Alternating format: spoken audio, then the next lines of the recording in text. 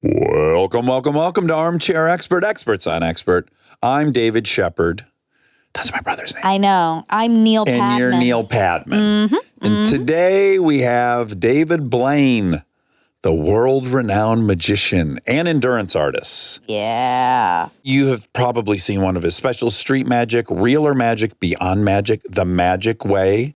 And he has a new series out that is radical called Do Not Attempt on Nat Geo. It's out now, and it's mind-blowing. It gave me, my palms of my hands were sweating during the whole show. And you guys know I love magic, and we get to see some David Blaine magic in real life. He does magic for us. It was shocking. It was insane. Yeah. The magic is just straight insane. I know. And so if you're listening, you're going to hear X amount of this. Yes. And then if you want to see the magic tricks, they'll be on YouTube. Yep. Because they're obviously visual. So please enjoy world-renowned David Blaine. He's an armchair expert. He's an armchair expert. He's an armchair expert. We cut everything anybody doesn't want. We have no gotchas. That's how I am, by the way. Every show that I do, I don't let anybody sign a release until they see the footage in the context of the show, approve it, and then That's I give their smart. footage. Yeah, because I don't want, when I do the shows for ABC, I don't want somebody to be on the show and not like what they did. Yeah. I'm not, we're not hard That's copy. rare, by the way. Yeah, That's it very is. rare. Well, Joe Rogan doesn't cut anything. You know what I mean? He wants it all to be real, hyper real. Sure. But when I did that and the blood whenever they had to stop because the medics had to take care of it. So you did a trick on Rogan and it went I had sideways? him push it through, but I had him push the ice pick through the inside. Normally I go this way, pop blood everywhere, and they had to, because it was a medical emergency. wow. Okay, hold on. For the listener who can't visually see what you're saying, you had what, a skewer? Yeah, an ice pick. When that happens, are you embarrassed? Like, what is the range of emotions? Well, that's the thing, is it changes it from magic to now it's like freak show. You know what I mean? Yeah, So fine line. I try to figure out the magical aspect of things. So I try to show it where there's no blood, no nothing. And you say, how could that be possible? Yeah. You know, how is it possible? Well, I figured that out through trial and error. So it started like years and years ago where I would do acupuncture needles, but I would just go all the way through. Okay. I did scans of the hand so I could see where all the blood vessels were. And I started with the hand. Yeah. I started to build scar tissue. So I started switching locations. And I started going through the bicep. And what I realized is if you give it time, the blood coagulates. So you can go, if you give it enough time, you can heal it before it even comes out. And there's nothing. It's about time and about pain control and about relaxation and not freaking out over the pain and things like that, which is that's the interesting aspect for me. You know? The control of it. Yeah. Of course. The mental control. Yeah. It's all That's the about control. fun part.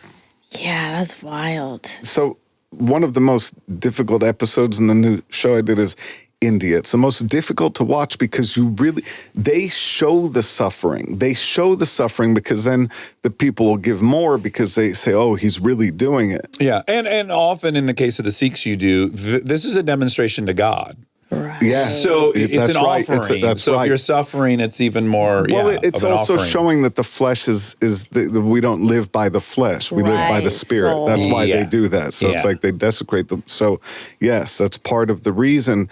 But therefore, they like to show the blood. And for me, I was watching them do this, and it changed my whole idea of what I do. I'm like, oh my God, I don't want to traumatize it. Like it was so hard for me to accept that. Yeah. And I stopped them from doing what they do. And he's like, this is what I love doing. Wow. This is my guru taught me. This is my passion. Yeah. And so I was obsessed with this guy, Deepak, who's a circus performer, but his guru taught him how to break bottles over his head, how to dive on mounds of glass. Monica, you can't imagine watching. It's one of the hardest things I've ever watched. But he's just bleeding. It's a mound of glass. Of broken bottles. Like you dumped out a 55-gallon trash can. That much glass. God. He's walking on it, dancing on it. Then he's up in the air, body slamming on top of it. But then he's just getting cut and bleeding. No, but it's surface. So, okay, so This is the episode I do not recommend, by the way, because it's so different. I mean, for people that can handle that, that would like to watch scary things, and sure. But if you're coming at it with like you could watch the beginning, but it starts to become really, it's like, whoa. I wanted to go find the undercurrent, like the things that are really driving what I'm most fascinated by, which is the ability to control pain with your mind, the ability to override what the body's capable of. And they find these secrets that they pass down for generations. We're going to go all the way back, though. We're going to go back to Brooklyn. Okay. We're going to go back to mom and dad. Brooklyn, 1973. Started in East Flatbush. We moved to Park Slope. But Park Slope, during that time, it was nice buildings. It was a beautiful area, but it was a dangerous area at the same time. What did mom do to support you? Your parents were divorced, yeah? Or maybe single mother. Yeah. Biological father, she stayed away from. He was messed up from the war, Vietnam. Yeah. Came back, and they drafted everybody. He was a minority, so he got drafted, and there was no way out. He was Puerto Rican. And, I think what happens is, in order to get somebody to go into these combat zones, they take morphine, they take whatever they get from the infirmary. So they came back. When he came back, it was so difficult because he was hooked. Yeah. So he started with heroin. And then my mother had waited for him.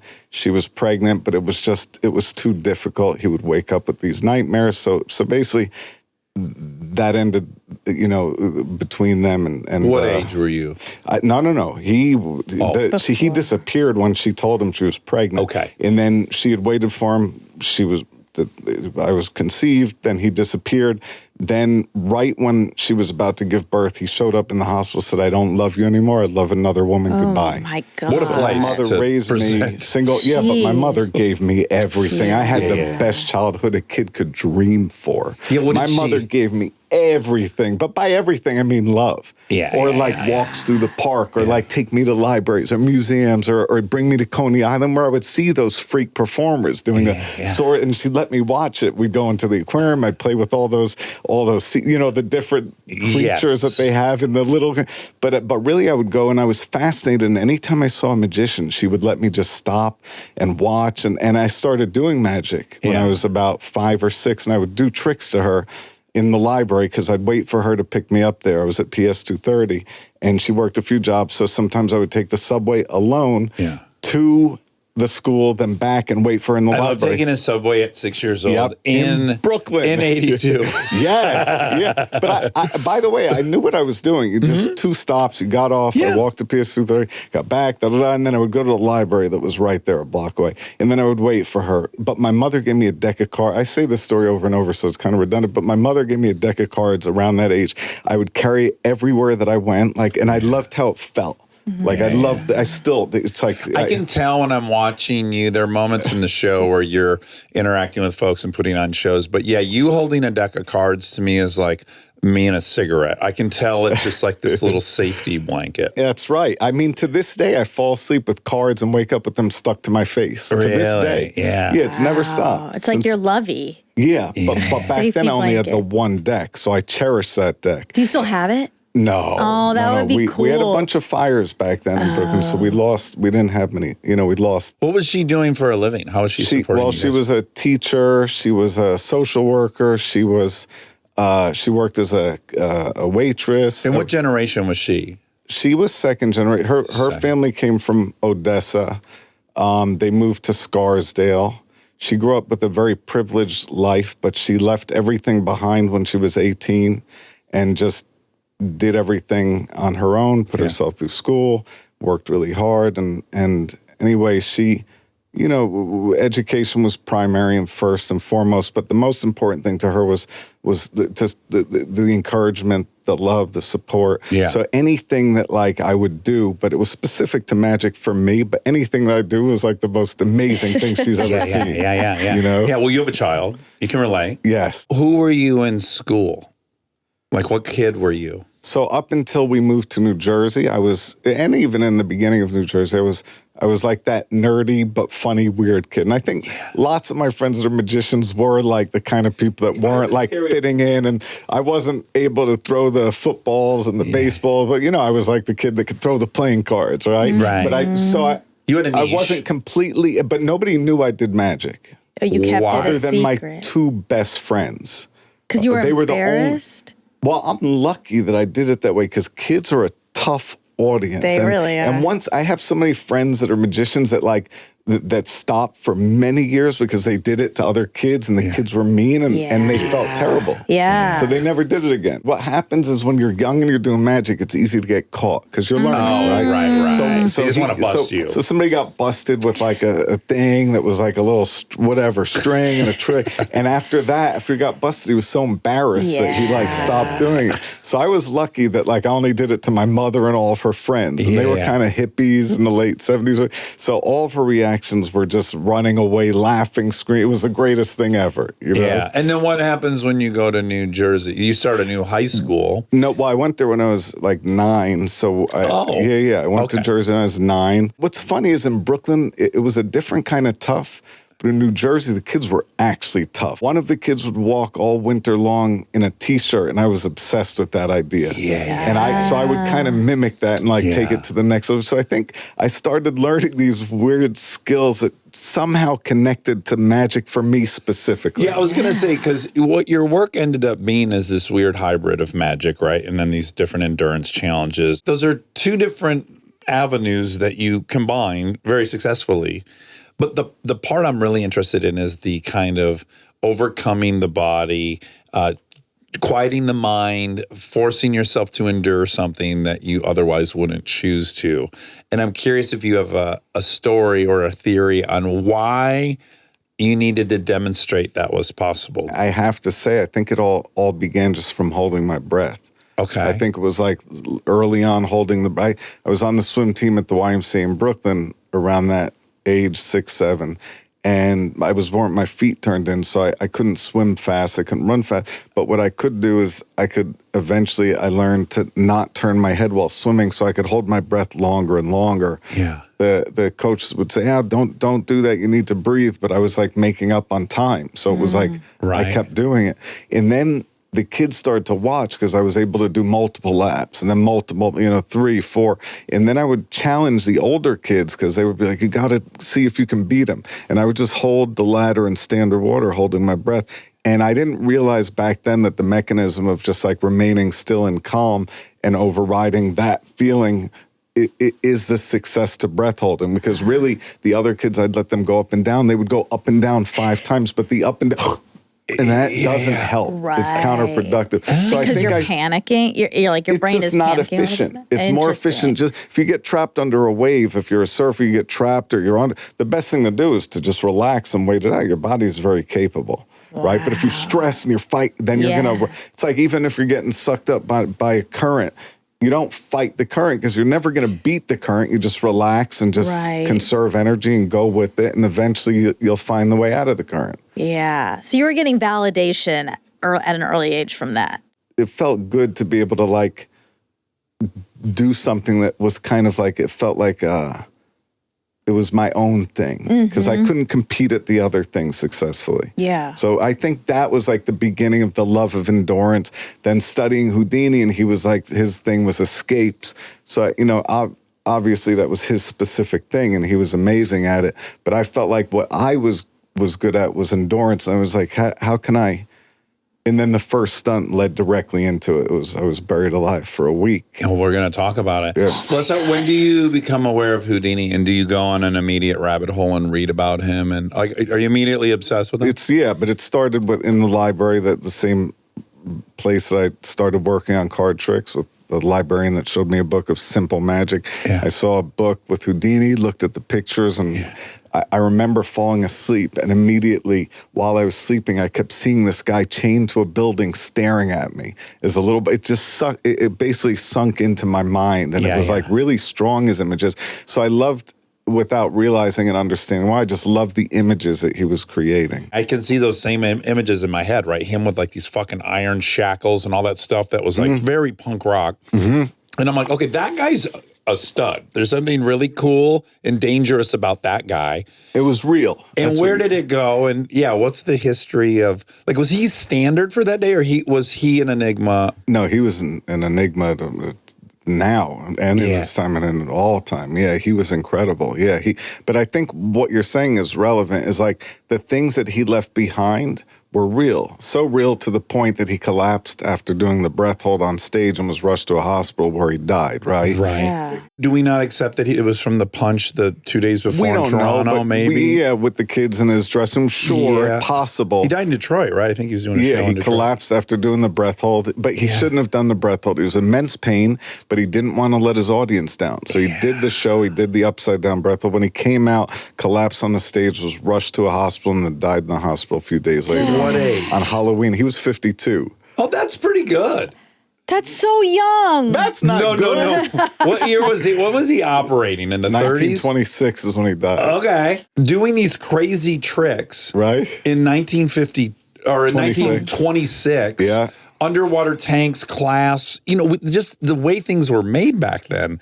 I think it's very. You're right. He risked was his a life a very bunch. dangerous. No, you're right. He was risking his life a lot. They didn't 3D so- print anything that was good. No, he was risking his life. That's true. And he was pushing himself beyond what If you he said should. he died at 31, I'd be like, yeah, it sounds about right with the life he was living. But 50, yeah, I But see what you're saying. And for a civilian, I 52 see what is you're very young. saying. And since he didn't have kids, sure. Once you have kids, you start reconsidering, like, oh, wait, I don't want to kill myself doing something crazy. Right? That goes, it's like, I'm not going to do that. Okay, so Houdini is obviously, and I'm sure you're not unique in magicians that were obsessed with him.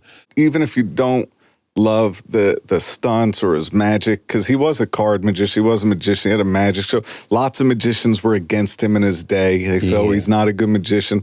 But I think he was more like I would say he was more like the greatest showman, right? Like he combined magic. It's like circus almost too. There's like he was doing the vaudevillian, the dime circus. Yeah, that's how he built his skills. But That's he's right. the Mick Jagger or the Paul Newman of magicians, right? He's My favorite movie is Cool Hand Luke. There you go. I mean, this is a guy who That's just funny. somehow That's a good reached being cool.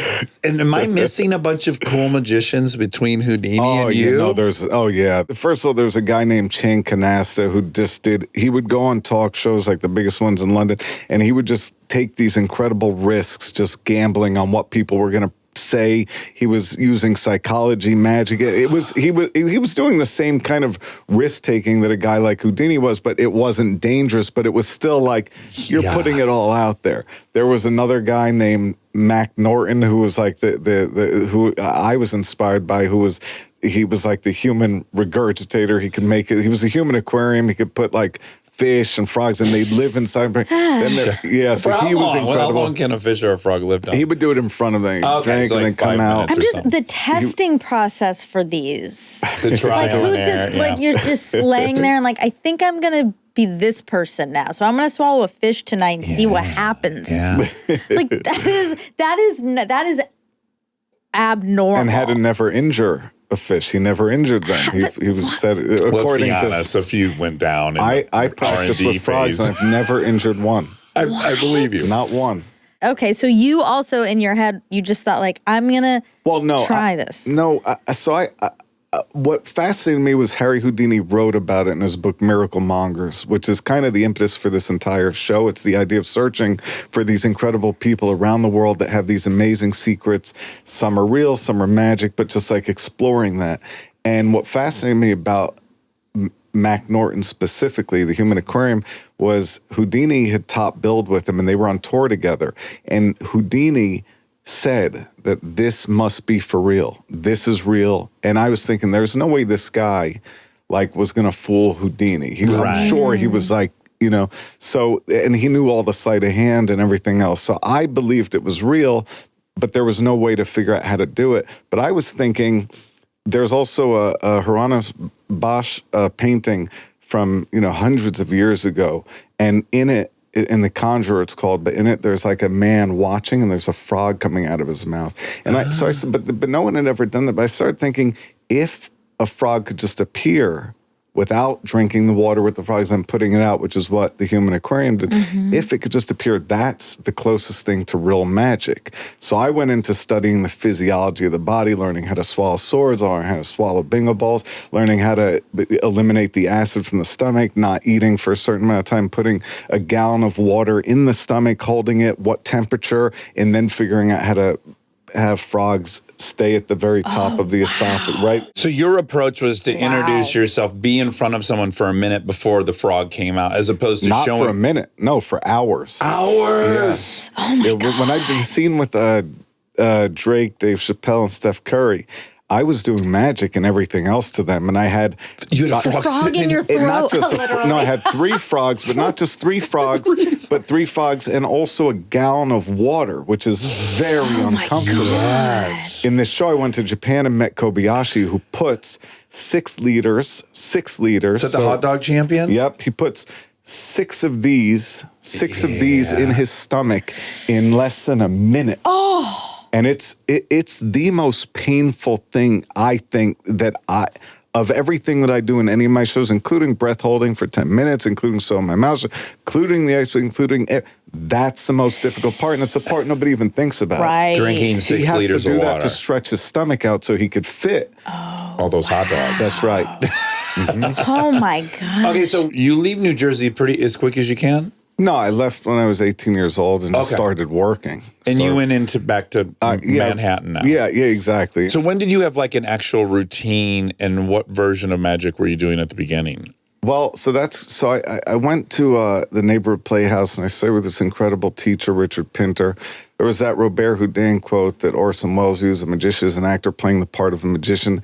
And in the class, I would do these magic exercises, and I would do them in a very typical magical way, where I would do the patter of the trick that was like right. Yeah, because they almost come with a script, right? I mean, kind of. Yeah. And so I was more along those lines. And he's like, really read that. And when I started to read it, I was like, oh my God, I realized how ridiculous it was. And I just broke into a puddle of tears of laughter, right? Yeah. So then I started at that point to do magic with my own personality. The way, because I was thinking if somebody could take this and change it into something, it wouldn't be like, watch me take this.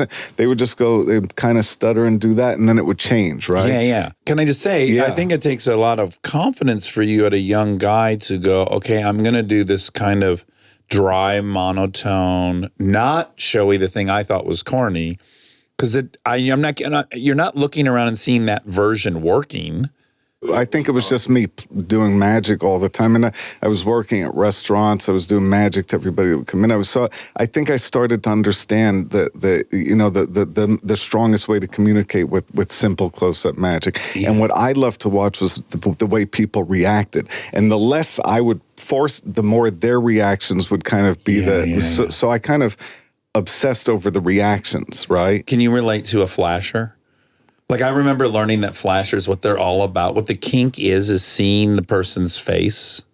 Do you know that about flashers? No, I don't. Yeah, the flashing isn't like necessarily that they're dying for someone to see their penis. It's more like they're into the reaction. That's their kink. The shock on the face is what they're after. Yeah, you're saying there's people that just run around and flash people? Oh, I think this was huge in the 70s. I guess when I was in the box in London, I had sometimes women would do that to me. Oh, sure. Yes. I'm going to earmark that too. I mean, people went nuts with that box. Well, actually, what the media painted isn't exactly what they painted the incidents that were relevant to the story. Okay. But the majority people would come and they're like, where's all the action? And when they come, there was like nothing. There was a full fledged Because I'd say like 99.9% of the entire time was just amazing people. But then you get that one egg thrown at them, and then but it was actually helpful to me because all of a sudden it would become about the getting that thing off and this and that, and then by the time it was all done, then 4 hours were gone. For what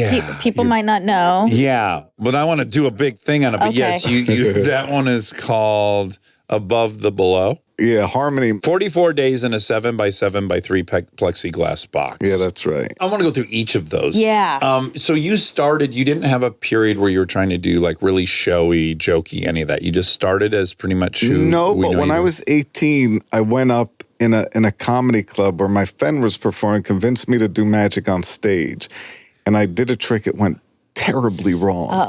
And I didn't get back on stage at all until I was like 30 or something. Wow. Really? It was, I mean, I kept doing magic, but I was like, Not on a stage. No way. You know, I was You had what the kids have in the elementary school. That's right. Yeah. Yes. And how were you making a living? Like, how does a magician make a living in 1995? I was doing all the fancy restaurants. I'd go in and at first I was a waiter and everybody would come back just to watch, you know, could we come back to see me? And they would try to leave a really good tip. And I'd say, no, don't tip me a normal tip, but come back, come back. So I would just say, come back to see me do magic. That's when I was like, just 18.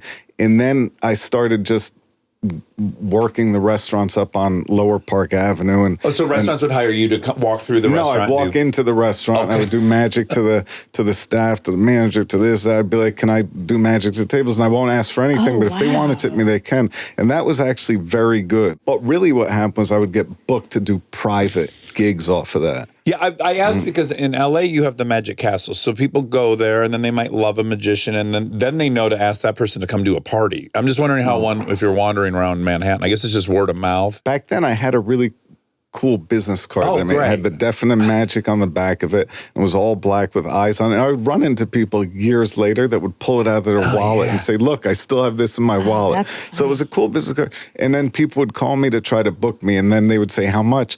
And I would say the price and be like, oh, that's too high. And I'd say, go get a deck of cards. Then they'd get a deck of cards. I'd do magic to them over the phone. They'd say, okay, you're hired. Wow. Yeah, so that was the beginning like that. But then I had the idea for the show, so I ran around and shot me doing magic to people all over the streets of New York, edited together, and then I would basically try to push this up and down everywhere. Okay, so you do Streets of Magic in 97, and then you do another special the following year, 98, Magic Man. Yeah. And that's still like card tricks and stuff. We're not doing anything endurance-wise yet, right? Well, leading into the airing of it is when I buried myself alive. Okay, so how do you decide to transition from the kind of magic you were doing to doing Buried Alive? I went in kind of unknown and came out, and there was like this incredible reaction to it, which was crazy. But I was living behind a dear friend of mine who has a great library of magic. I was living behind his library of magic in a pantry room. And one day he opened up a book, Jadoo, which is, about the Indian fakirs. And he showed me a stunt where a guy was buried alive. And I knew Harry Houdini wanted to do the buried alive stunt, but he had died before he had a chance to do it. Some version of that, at least. He had done another version. But I was like, oh, this is interesting, but nobody's going to believe it. So I said, oh, it has to be underwater. It has to be visible, or else you could. And my friend's idea is, Bill, who's a great magician, said we should bury you, sneak you out, do it in Central Park. Then a month later, we'll sneak you back in. I was like, no. No, it has to be real. Oh, right. So I was like, we're going to bury him and we're going to do it underwater so everything is visible. And I fought with him about it because he's a magic purist. And lots of my magician friends would fight me on the stunts. Like, who cares about these stunts? There's nothing magic. Yeah. When you jump off the pillar, That's you jackass. need to disappear and end up in the bottom and then appear back up top. Right. And it's like, no, but that's not fun. Yeah. Like, that's it's an illusion that you spend money building. I'd rather just really do. So I was like, I'd rather just really bury myself. And eventually, I buried myself alive. How does one train for this? So here's what happened. We went to the cemetery where Houdini was buried, which is out in Queens, and there was they sold caskets there. Yeah. So we bought a coffin, and we brought it back to his apartment, put it in the living room, and I would just practice how long could I go. And what I really became obsessed with, which I had always practiced as a kid as well, was fasting. Right. So the fasting part of it was, I didn't realize why it was so interesting and so amazing, but it's like when you remove everything, your brain starts to change and things become much more meaningful that you would normally just ignore. So you become more sensitive to everything, colors, emotion, to everything. And it's kind of amazing. Okay, so you're in this plastic box under 3 tons of water for 7 days. And is the fasting because my first question, of There's course, is no how do you bathroom. poop? Yeah, you can't. Oh, So you have to yeah. fast for a week before. So I had a trucker's tube. It's called what truck drivers that go long distance have. Yeah. And then I since I wasn't eating, I didn't need to. You didn't have to go poop. Right. Even in Okay. the 44 days, I had the same setup. So, and it was fine, except that my stomach shut down and I couldn't, afterwards, recovery was terrible. Did it start getting attention day one, or when did it start getting massive attention? And did you have a goal of how many days you were going for? It was a week. Yeah, that was the I went in declaration. for my birthday and then came out a week later, basically. Okay. But it was, so I set the time, which was 7 days, 7 nights.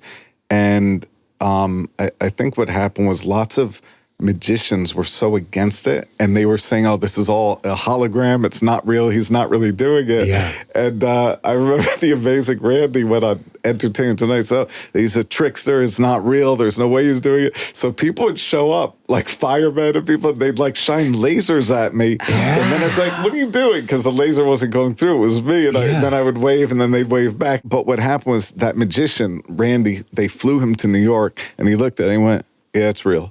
so then it became a whole different. And I think then the vibe on it shifted to, oh wow, this is a guy that's really doing. Was something. that like day 4 or something? Did it Yeah, grow? exactly. Like the Yeah, that's right. Yeah. I think that's when I became aware of you. I would have been 22.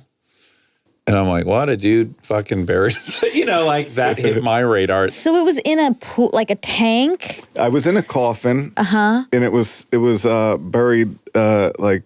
I would guess like 9 feet deep, and then 3 feet above me there was a see-through plexi water tank, and that was 6 feet deep. So when you look through the water, I was there right below it, and then there was air pumping in and out. That was my big concern, was what if the air supply, something goes wrong? That was For sure. Yeah, but we had a very good team, and they were in charge and careful. And did you self-fund that? Jimmy Niederlander, who was a Broadway producer that I'm still close to, and when I do a show, he will be the producer of it. He backed it. Oh. How does one monetize this No, stunt? I You don't. can't do it, I right? haven't monetized any of the stunts ever. I've never monetized them. Only the ones that are on TV. No, I obviously. lose. No, those cost more than the budget. No, I always lose off of all the stunts. I usually have to work and do gigs like the next year to pay back the money that I Yeah, owe. interesting. No, I never monetize them. Okay. No.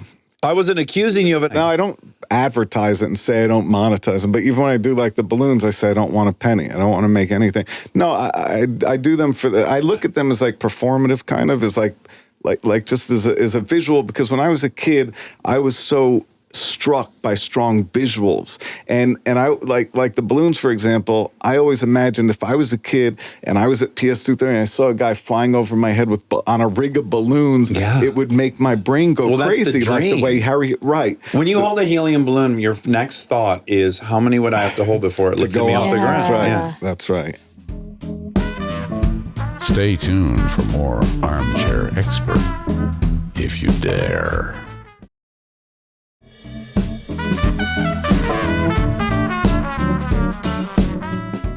So the next is in 2000, Frozen in Time. This is a fail, but it's a hysterically successful fail, which is you were going to go for 72 hours encased in a block of ice. Oh, my God. But you made it 63 hours and 42 minutes. We started late. That was the issue. Like everything was not right, so it delayed the start time. That's right. And this was maybe the most difficult recovery after you got out of there. So my training was I'd sit in ice baths and see if I could endure that. And then I would go into lockers up in ice lockers in Nyack, and I would stay in them for as long as it was always difficult, but I was like, okay, I can do this. It's going to be ice around me. It'll have the igloo effect. It was a warm November, so the air pumping through was, 68 degrees. So I was like, this is no problem. Yeah. And I was completely wrong. That's a stunt that to this day messed me up the most, and I could never, ever redo that one. So what went wrong? It wasn't just the standing. It's like the constant, the radiation of the cold from the ice that you don't think about. Standing in one place, the edema that occurs, so everything swells down here. No sleep, and the hallucinations started to just kicking really hard, and it became like a living nightmare. And to this day, it was the most difficult stunt that I've ever done. Then there was the drip of the cold, Yeah, continual. it's like waterboarding. but- Ugh. How hard was it for you to surrender? No, I didn't surrender because the goal was to finish. We went live on ABC, and the end was they were going to break you out at the end. So my original idea was I'm going to break myself out, which was ridiculous. So they cut in with a chainsaw, but it was we had made it almost to the end. It wasn't the dream. The vision of this stunt was something that I thought was going to be much better, of course, but I So think you that didn't have to signal them like, I'm not making it 72. It was on a schedule. No, everybody there that knew me started saying, you have to get him out, cut him out now, because I was tripping out of my mind. But when they started going through the ice with the chainsaw, I didn't even know what that was. So I started grabbing at it. Because I didn't know what it was. My brain, I was just out of it. So it was. And that has to be Oh my God. from the temperature because you've spent that much time by yourself. It's not like the No, isolation I think it's the combination of the extreme environment, the standing up, no sleep, and just the. Did you catch yourself falling asleep? No, you can't, because if you fall into the ice, your face will freeze. You get frostbite. That would be a disaster. So no, I stayed awake. It was Did you hard. fall asleep when you were like in the buried alive? Yeah. Yeah. Oh, you do? Yeah. Yeah, I'd wake up and I wouldn't even know I was there. I thought I was on like a boat in the middle of the ocean sometimes. Like it was just Okay, vertigo. This one's really nuts. You stood on a 100-foot high pillar, like 90 foot, but yeah. just under 2 feet wide, without a harness. They had the things that could go up and down, though. So there's those handles there that if it got windy or if anything, you could stabilize. I had like something I had stability, so that was true. But I could have easily had something bad go wrong, sure. And at the end, I started to hallucinate really hard again. And so I was supposed to jump into this little bit of boxes. Yeah. And because they were so worried that I was hallucinating, because I thought the buildings behind me were shaped like animal heads, but they were just New York City buildings. Yeah, so there's some gargoyles. So they started to build the boxes really high and as close to me as possible, thinking that I was going to fall off wrong or early or whatever. So you were standing for 35 hours, a day and a half. Yeah. The big problem with that one actually was my dear friend James Peirce made this thing. I asked him to create something designer? cool. Yeah. We love James Peirce. He's you want amazing. an extra strong T-shirt? That was extra soft. So he made me something really cool, like this hoodie with this design. And what I wasn't prepared for, because it was the end of May in New York City, it was 39-degree nighttime. So the night was free. So now you're again battling the cold and you're standing up there shivering the whole time. So your energy is just depleting quickly. So that's something I wasn't prepared for. So I think that's what threw that one off for me, is just I took a beating that I wasn't ready for. Right. And did you ever find yourself wobbly? Like, no, if there was any time of wobble, those things would just come out. Yeah. Okay. Yeah. This is a dumb question, but are you scared up there? No. So I lived on 11th Street and 5th at the time, and I would just stand up on the corner of my building, and I would put like a flower pot upside down on the edge of the building. I would just stand there. And lots of times in the beginning, like an ambulance would show up or the fire door, but then they knew it was me, and I wasn't going to fall off or jump. But that's how I trained myself. I would just stand up there and but if I said to you have to stand on this for 36 hours or you'll die, you're going to do it.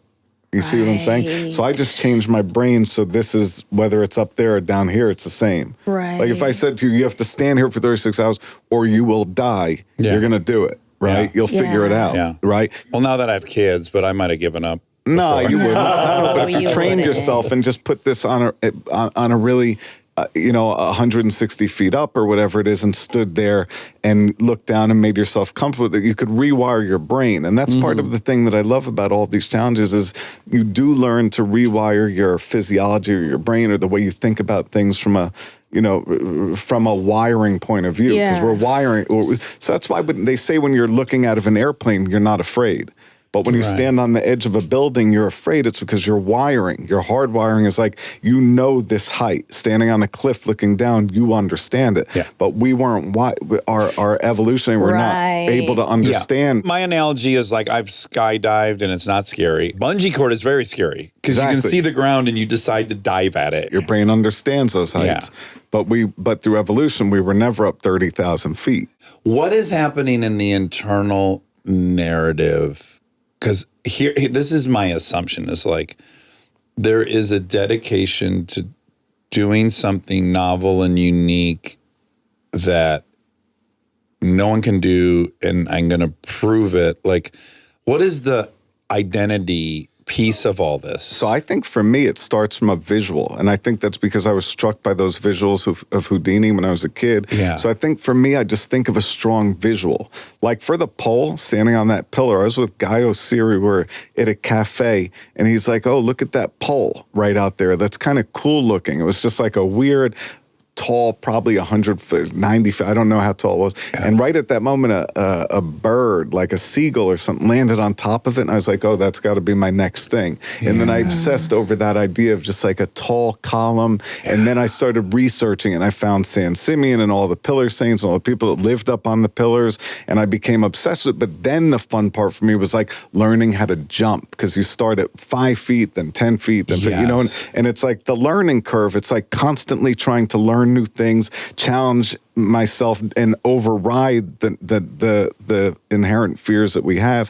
I think that's part of the thing that I love. You know, I think that keeps me up. But again, did you like it because you go like, oh no, there's an infinite possibility that I'm discovering? Like, is there a freedom of like, oh, I think I have these limits, but in fact, I have a much more infinite scope? Like, can you articulate what the joy is? I think part of that is proving that you know, we are capable of more than we think. I think even to be drawn to magic, you kind of want more out of life. You want life to be magical, and you want it to have more out there than's just presented to you. You're like starving for more. As you're saying all this, I'm seeing Stranger in a Strange Land over your head, which is funny.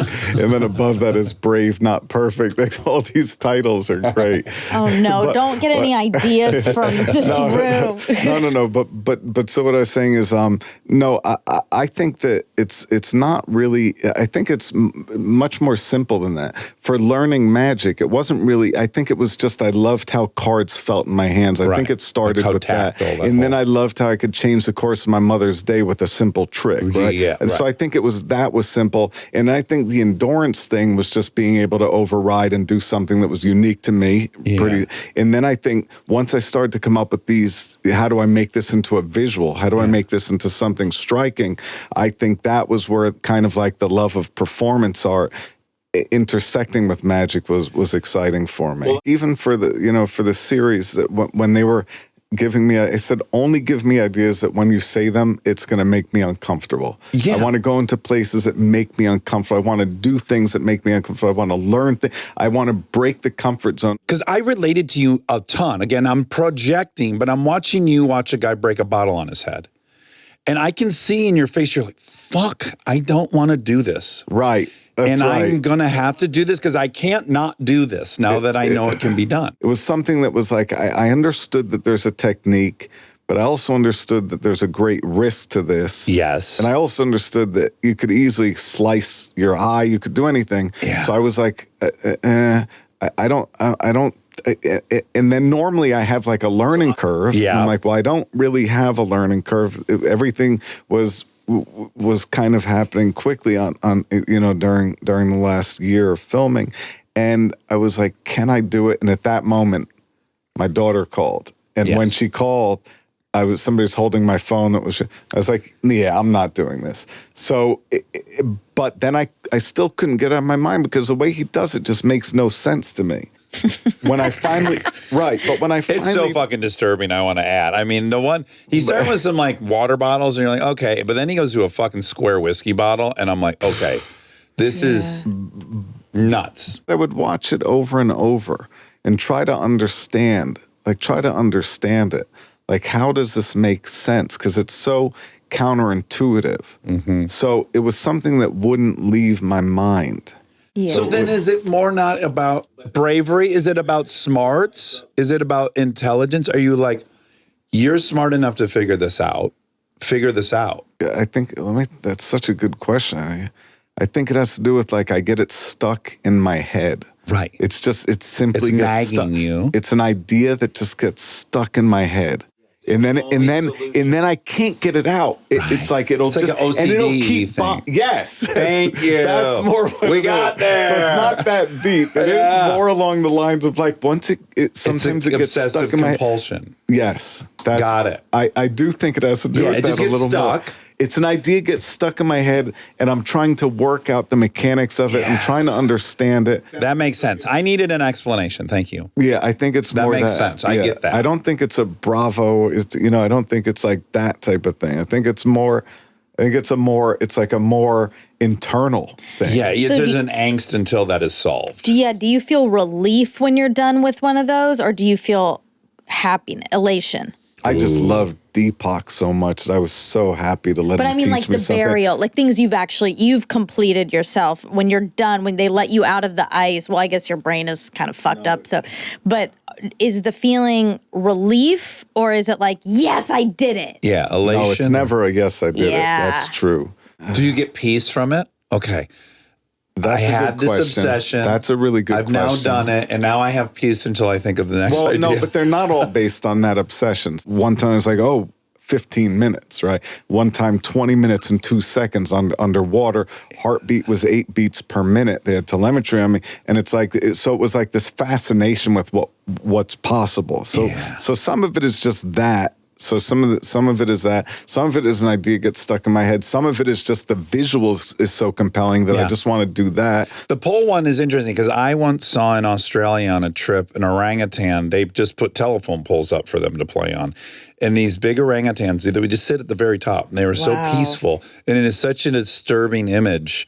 It's so memorable. Right. Like, oh my God, that thing likes being 60 feet in the air. Right. That's right. Just plopped up there. Yeah. And it's very memorable and terrifying to a terrestrial creature like us. But when you're up there, it's like it's also like there's a stillness now all of a sudden. It's like, and there's no phones, there's no this, there's no that, there's no distractions, there's no food, there's nothing about when I'm going to eat. So suddenly you're kind of like still. Present. You're present. You feel everything. You're aware. You see the sun go all the way across the sky. So it's like you see things that you would never normally stop and pay attention to. And they're amazing. I think there's so many different things that drive for each individual thing. But to Monica's question, I think I have a bit of an answer. And which is, again, this is what I always say that I love about the track on a motorcycle, which is you just really can't wander. Your mind can't wander. If it thinks of something else for 1 second, you'll go off, right? That's it. And so my addiction to it is just like, I go for 8 hours, they're 20-minute sessions, and I cobble together like 4 hours of being dead present, which is so rare for me. My brain is so fucking busy. Right. So I'm imagining maybe there's also this relief from this, maybe a noisy brain otherwise. It's just like. Or it's a heightened sense of awareness. Yeah. And that can be very pleasurable. Yeah. I mean, people, when they're getting into accidents, they say they see everything in slow motion, and it's because everything else is gone. So you're aware of everything around you. You're taking in more data, too. That's right. Yeah. That's exactly right. Yeah.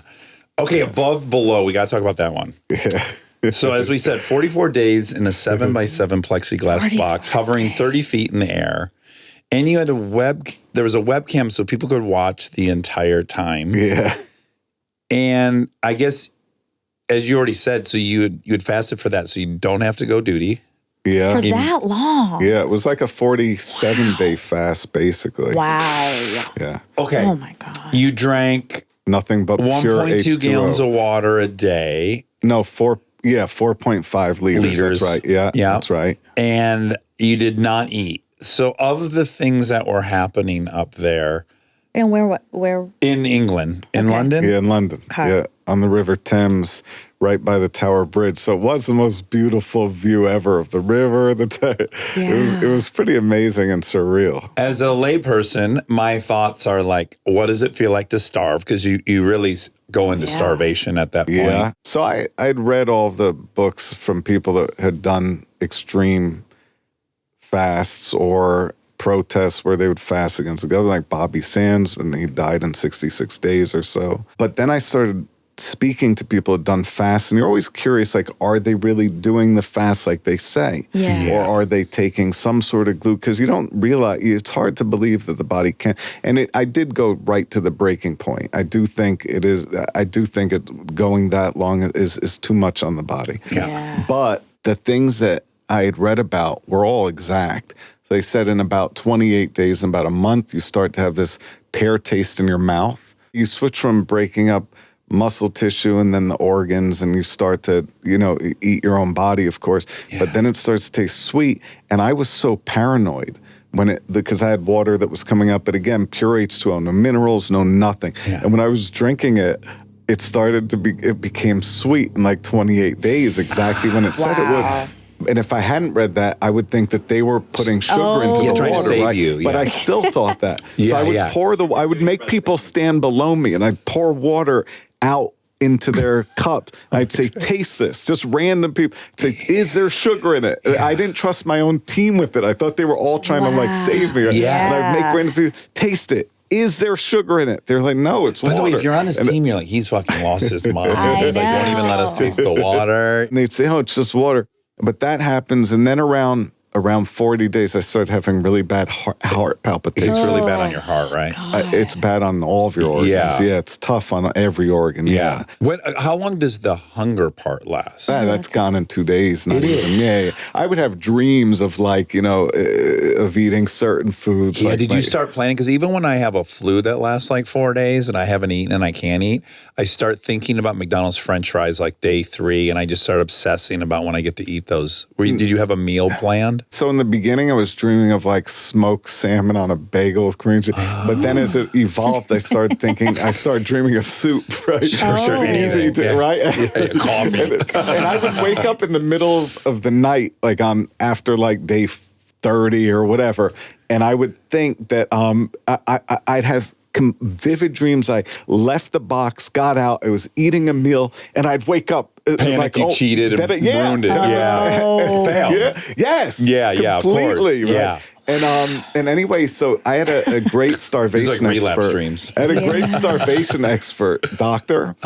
Jeremy Powell-Tuck. He wrote it. We published a paper in New England Journal of Medicine. I was very proud about the effects of the refeeding syndrome, because when I came out of the box, he assumed.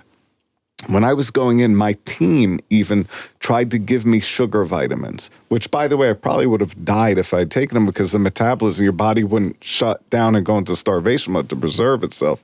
So, but I wouldn't take them, of course. But when I went in, so I did the entire 44 days. When I went to the hospital, he didn't believe it was real. He thought I was cheating as well, which is what everybody assumed because I'm a magician. Oh, what's the trick, right? Yeah. So he put me on an IV right away, and my phosphate levels went, and I almost went into shock. Yeah, I just want to frame this. So what was most dangerous about this whole thing was refeeding. I think so. I think the whole thing is dangerous once you go over 30 days, so I would never recommend anything like that to anybody. Because if you had gotten out and eaten a pepperoni pizza, you would have died? I don't know, but I know that when they put me on the IV, my phosphate level and that's an IV. Why did it?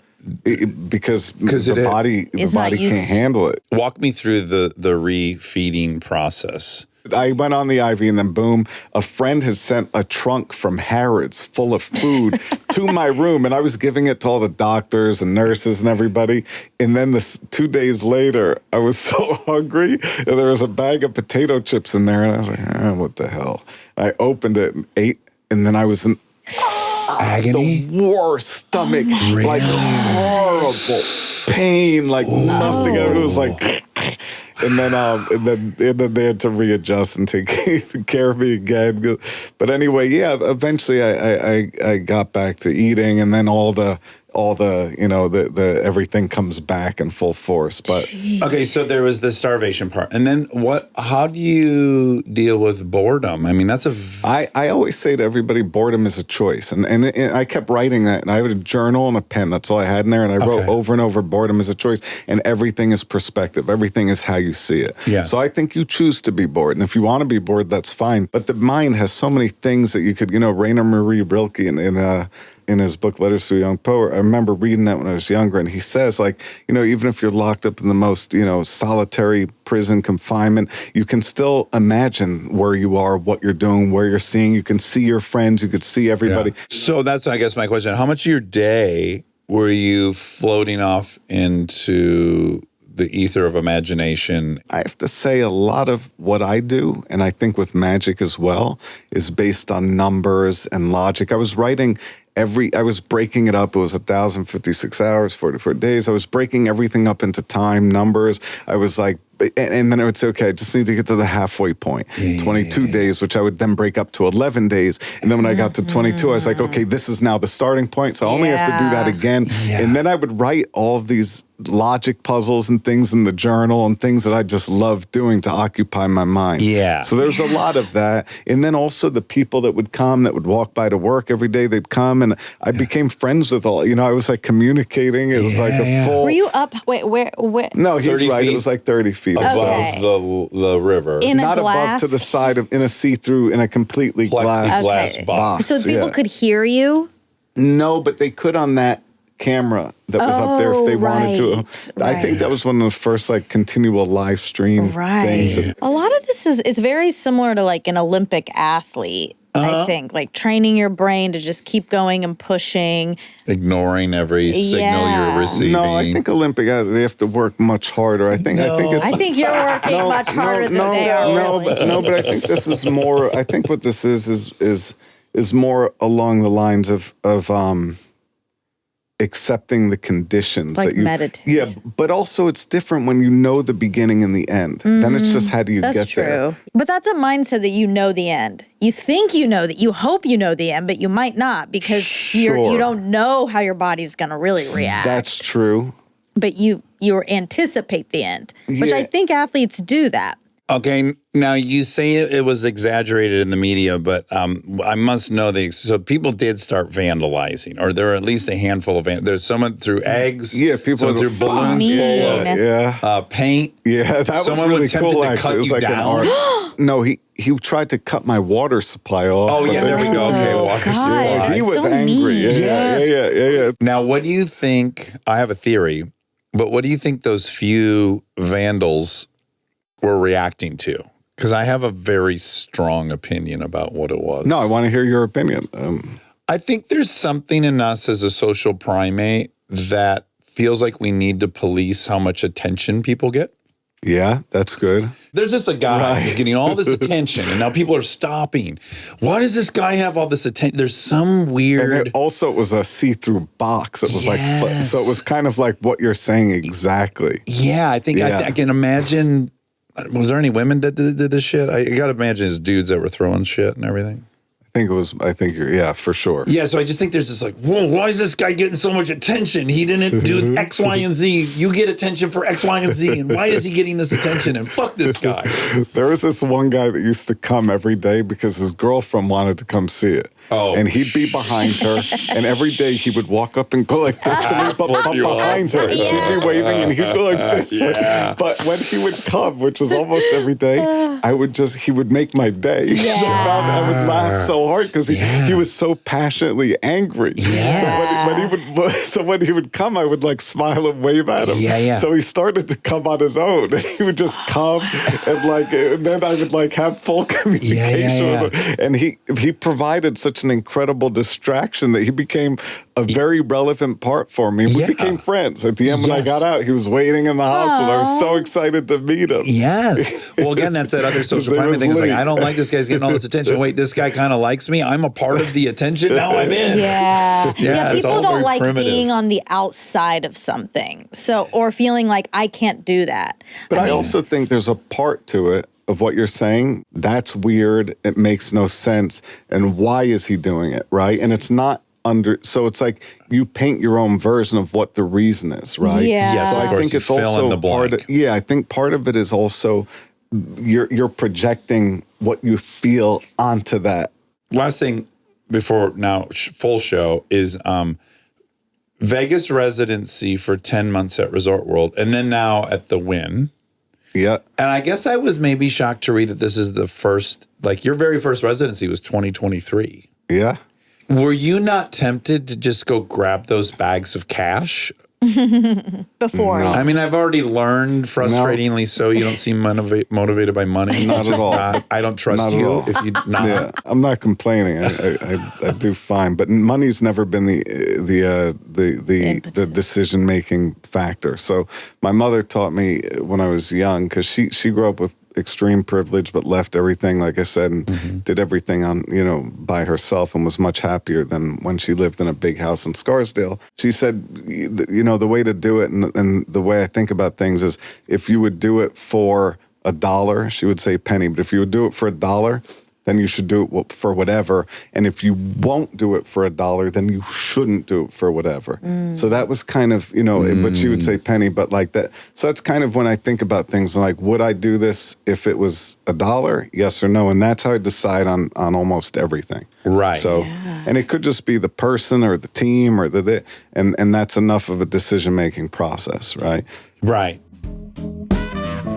Stay tuned for more Armchair Expert, if you dare.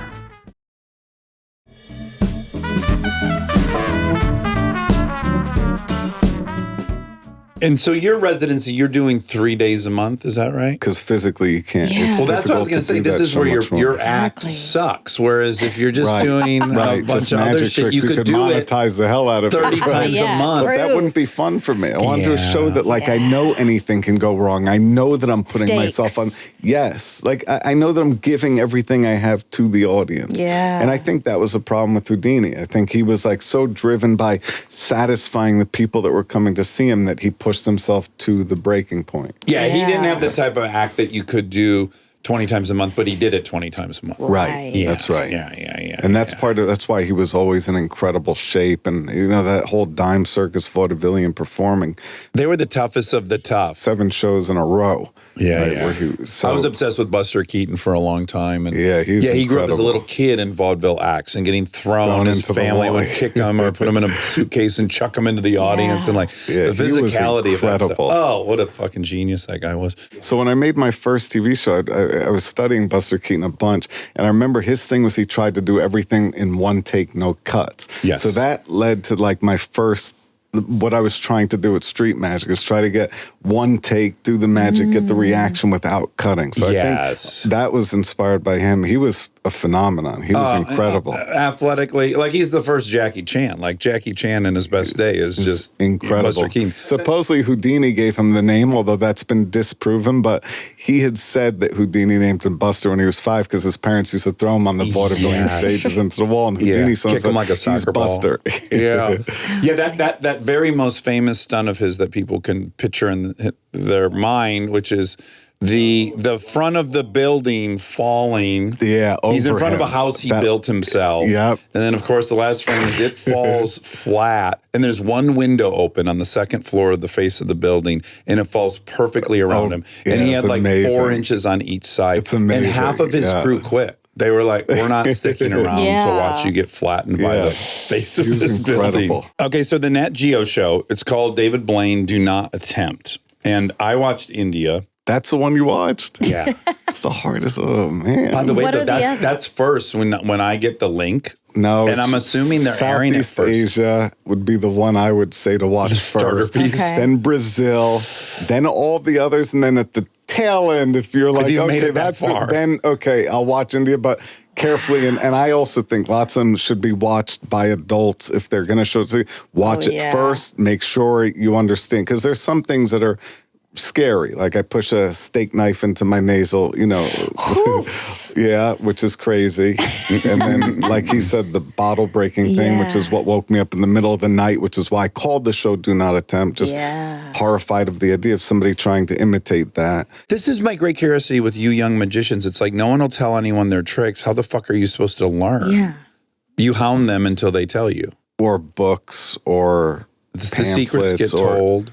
Yeah, or you reverse engineer it like a logic puzzle. You figure it out diligently, and then you come up with your own version by doing so. You got Deepak to pull a string you put in your mouth out of the side of your face. Yeah, and I figured that out by watching the Urs Festival. So they were pushing things through, and I was like, wait, so there's a passage there? And that led to trying to figure out how to turn it into a magic trick. Yeah, so do you feel any compulsion? Like, what I like is you're really upfront about generally like what's magic and what is an endurance thing or just a pain threshold. So like, but some of your tricks, will you always declare whether they're magic or they're or not? Yeah. So the one I saw where you put a string in your mouth and he pulls it out the side of your face, is that magic combined with real? It's real combined with magic, which is the stuff that I like, because then it makes the magic more believable, because then you're not like, oh, what's the trick? You're like, but wait, that thread is really coming out of his skin. Yeah, what part am I not? Yeah, what part is the illusion? Is the exciting part. That's right. The stunts themselves are not tricks. The stunts they're I just do are real. Right. Yeah, it's a different thing. But God, you'd think you'd have like all these like holes in your face and stuff. You're pretty fucked I up. didn't do too much. Yeah. You're not in great shape, right? You've damaged some stuff. Damaged, yeah, big time. And I go up and down. Right now I'm on the up. Yeah, so I've definitely messed up my body and my metabolism and everything else. For sure. What is the thing that is hardest of all the fallout from these things? What's the thing that you're like, fuck, I kind of wish I didn't do that one? Now it's like I'm starting to feel the effects of everything. Now it's like... You're 50, are you 53? 51. 51. You know that logic puzzle? It's 2 days ago, he was 18 years old. Yeah. Next year, he turns 21 years old. How is that possible? Okay, 2 days ago. 2 days ago, Okay. he was 18 years old. So he has to Next be year, 19. he turns 21 years old. How is that possible? Well, that's easy because if he's born on January Bingo. Yeah. 1st. Yeah. So 2 days ago, he was 18. Yes. But yesterday, on December 31st, he turns 19. The last day of this year, he turns 20. 20. But next year, on the very last day, he turns 21. Yes. I was helped by having a January 2nd birthday. I Oh, felt yeah, very that's natural. good. Yes. You got that fast. Now, they do a lot of impaling, right? The fakirs. That's kind of their signature, or maybe I'm wrong. But that seemed to be what I saw the most. Putting skewers through the inside of the arm and pushing them out, putting them through. Monica popping their eyeballs out with a sword. That was the craziest thing I've ever seen. That was one I called my optometrist. I was like, what are your thoughts on this? He's like, you're going to degenerate your vision. I was like, yeah, no. Okay. But yeah, they go in and pull their eyes significantly out, but it's very difficult to watch. Even the way you're reacting is that's just from hearing it. But seeing it, I was like, I couldn't even believe that this was real. Yeah, so someone might be inclined to think because you are willing to put these skewers through your own hand that it might be easy for you to watch it, but then watching you, I don't think it is, right? It was very difficult for me. Now, what's fun, though, I got to say what's really fun is these guys are doing this incredible stuff, and the guy's jumping into glass and everything, and then the bottle. But David's got like some tricks up his sleeve that even they haven't done. So it's like after all the glass, he's like, hand me a piece of that glass. And then he just starts eating glass. And they're like, whoa, it must be fun to get. I know. It's funny to me that you think what they're doing is wild. Like, to me, it's the same. Eating glass and cracking a bottle. In fact, cracking a bottle over your head to me is like, it happens at a bar. You got to see it. Okay. You really got to see it. But what you're saying is right. It does come off as that. But the way he does it is his guru teaches him a method and he learns how to do it. And it is precision. It is something that he's done repetitively and it's flawless when he does it. So it's not, it could look like some kind of a bar, but it's actually, when you see him do it, it's like, it's kind of like, how is that possible? Like, how does he do it? And there's no bump. It's more like watching a gymnast land a crazy trick, I think. You go like, oh, yeah, there's a total technique here. But eating glass is the same, just so you know, from an audience perspective, I think. I mean, you saw it, so maybe to you could say very different. I dangerous. prefer to try to Yeah. eat glass than hit myself in the head with that whiskey bottle. I would say don't do either. Yeah. But if you were recommending one over the other, I think you'd agree with me. I don't recommend either. Because can't I chew the glass glass I up have fine I enough? have no enamel on my teeth. My nerves are exposed. It hurts all the time. Hot and cold sends pains into my head. So Okay. I don't recommend either. But like I said, that episode is the one that the show is titled "Do Not Attempt" because of Yeah, that. we should yeah, make yeah. a fine point That's on the one that's like the most That's his problem, not mine. I'm not telling you to eat glass. But yeah, in my mind, I'm like, yeah, I could grind glass up in my mouth fine enough to where it's back but to when sand. and then it's so easy to just cut your Slice up face. your- into So you're drugs. doing it and you're not bleeding. Like when No. you eat glass, you're able to do it. Wow. But it's something I don't recommend at all. I think it's like the crazy.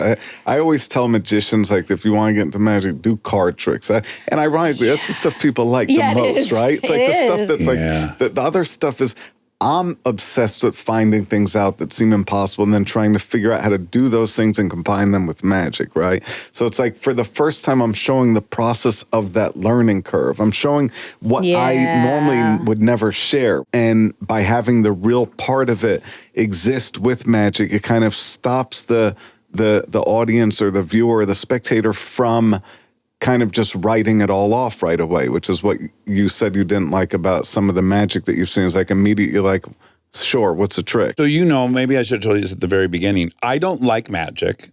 Monica loves magic. And we have debates about it all the time. Love And I've it. gone with her numerous times to see magic. I've even hired a magician for her birthday one time. Yeah, I've had 2 magician birthday parties as an adult. Yeah, and you'd like more. I love it. I went to a really good magic show in New York. Now I don't remember his name. It was at Aussie Wind, maybe. no, it was at the Nomad Hotel. Oh, Dan White. Yes. Yeah. I love Oh my Dan. God, it was so good. I cried. Do you get on with other magicians? Yeah. Dan used to work with me. He's great. Lots of. I have to say, most of my best friends are magicians. Yeah. That's Community. That's who I spend all my time I with. put is- you guys in a category with really great guitar soloists, which is one only can get this skill by being in their bedroom by themselves for very long periods of time. And I That's think true. that's a personality type. But also magic's a little different because the performative part of it is just like you're always doing magic. And it's like if you do it to the same person over and over, they're going to get bored. So you're always looking for You need new more people to people. do magic. Because then you just, so people say to me, oh, do you feel like the plane flying heroes do magic to half the flight to everybody? And How lucky to be on a fucking flight and David Blaine's on it. But people say, "Oh, do you feel bad?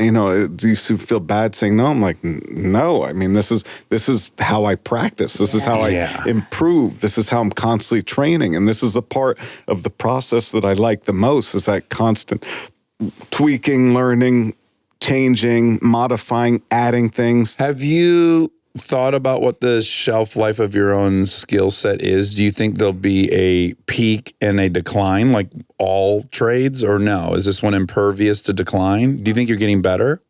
Yeah, You do? I do think I keep learning more and more, and you start to. I have 2 of my favorite tricks I've done for the last 30 years, and just recently, a few weeks ago or a month ago, I realized that you can combine the 2, and now that it's a super whole new trick. thing. Yeah. Yeah, and I didn't. It's like, how did I not realize that for 30 years these 2 things combine beautifully, right? Yeah, right. So it's like, no, now, one of my favorite magicians, he was doing this incredible trick that I saw him do when I was 18, and it was so good. It was just a card trick, but it was so good.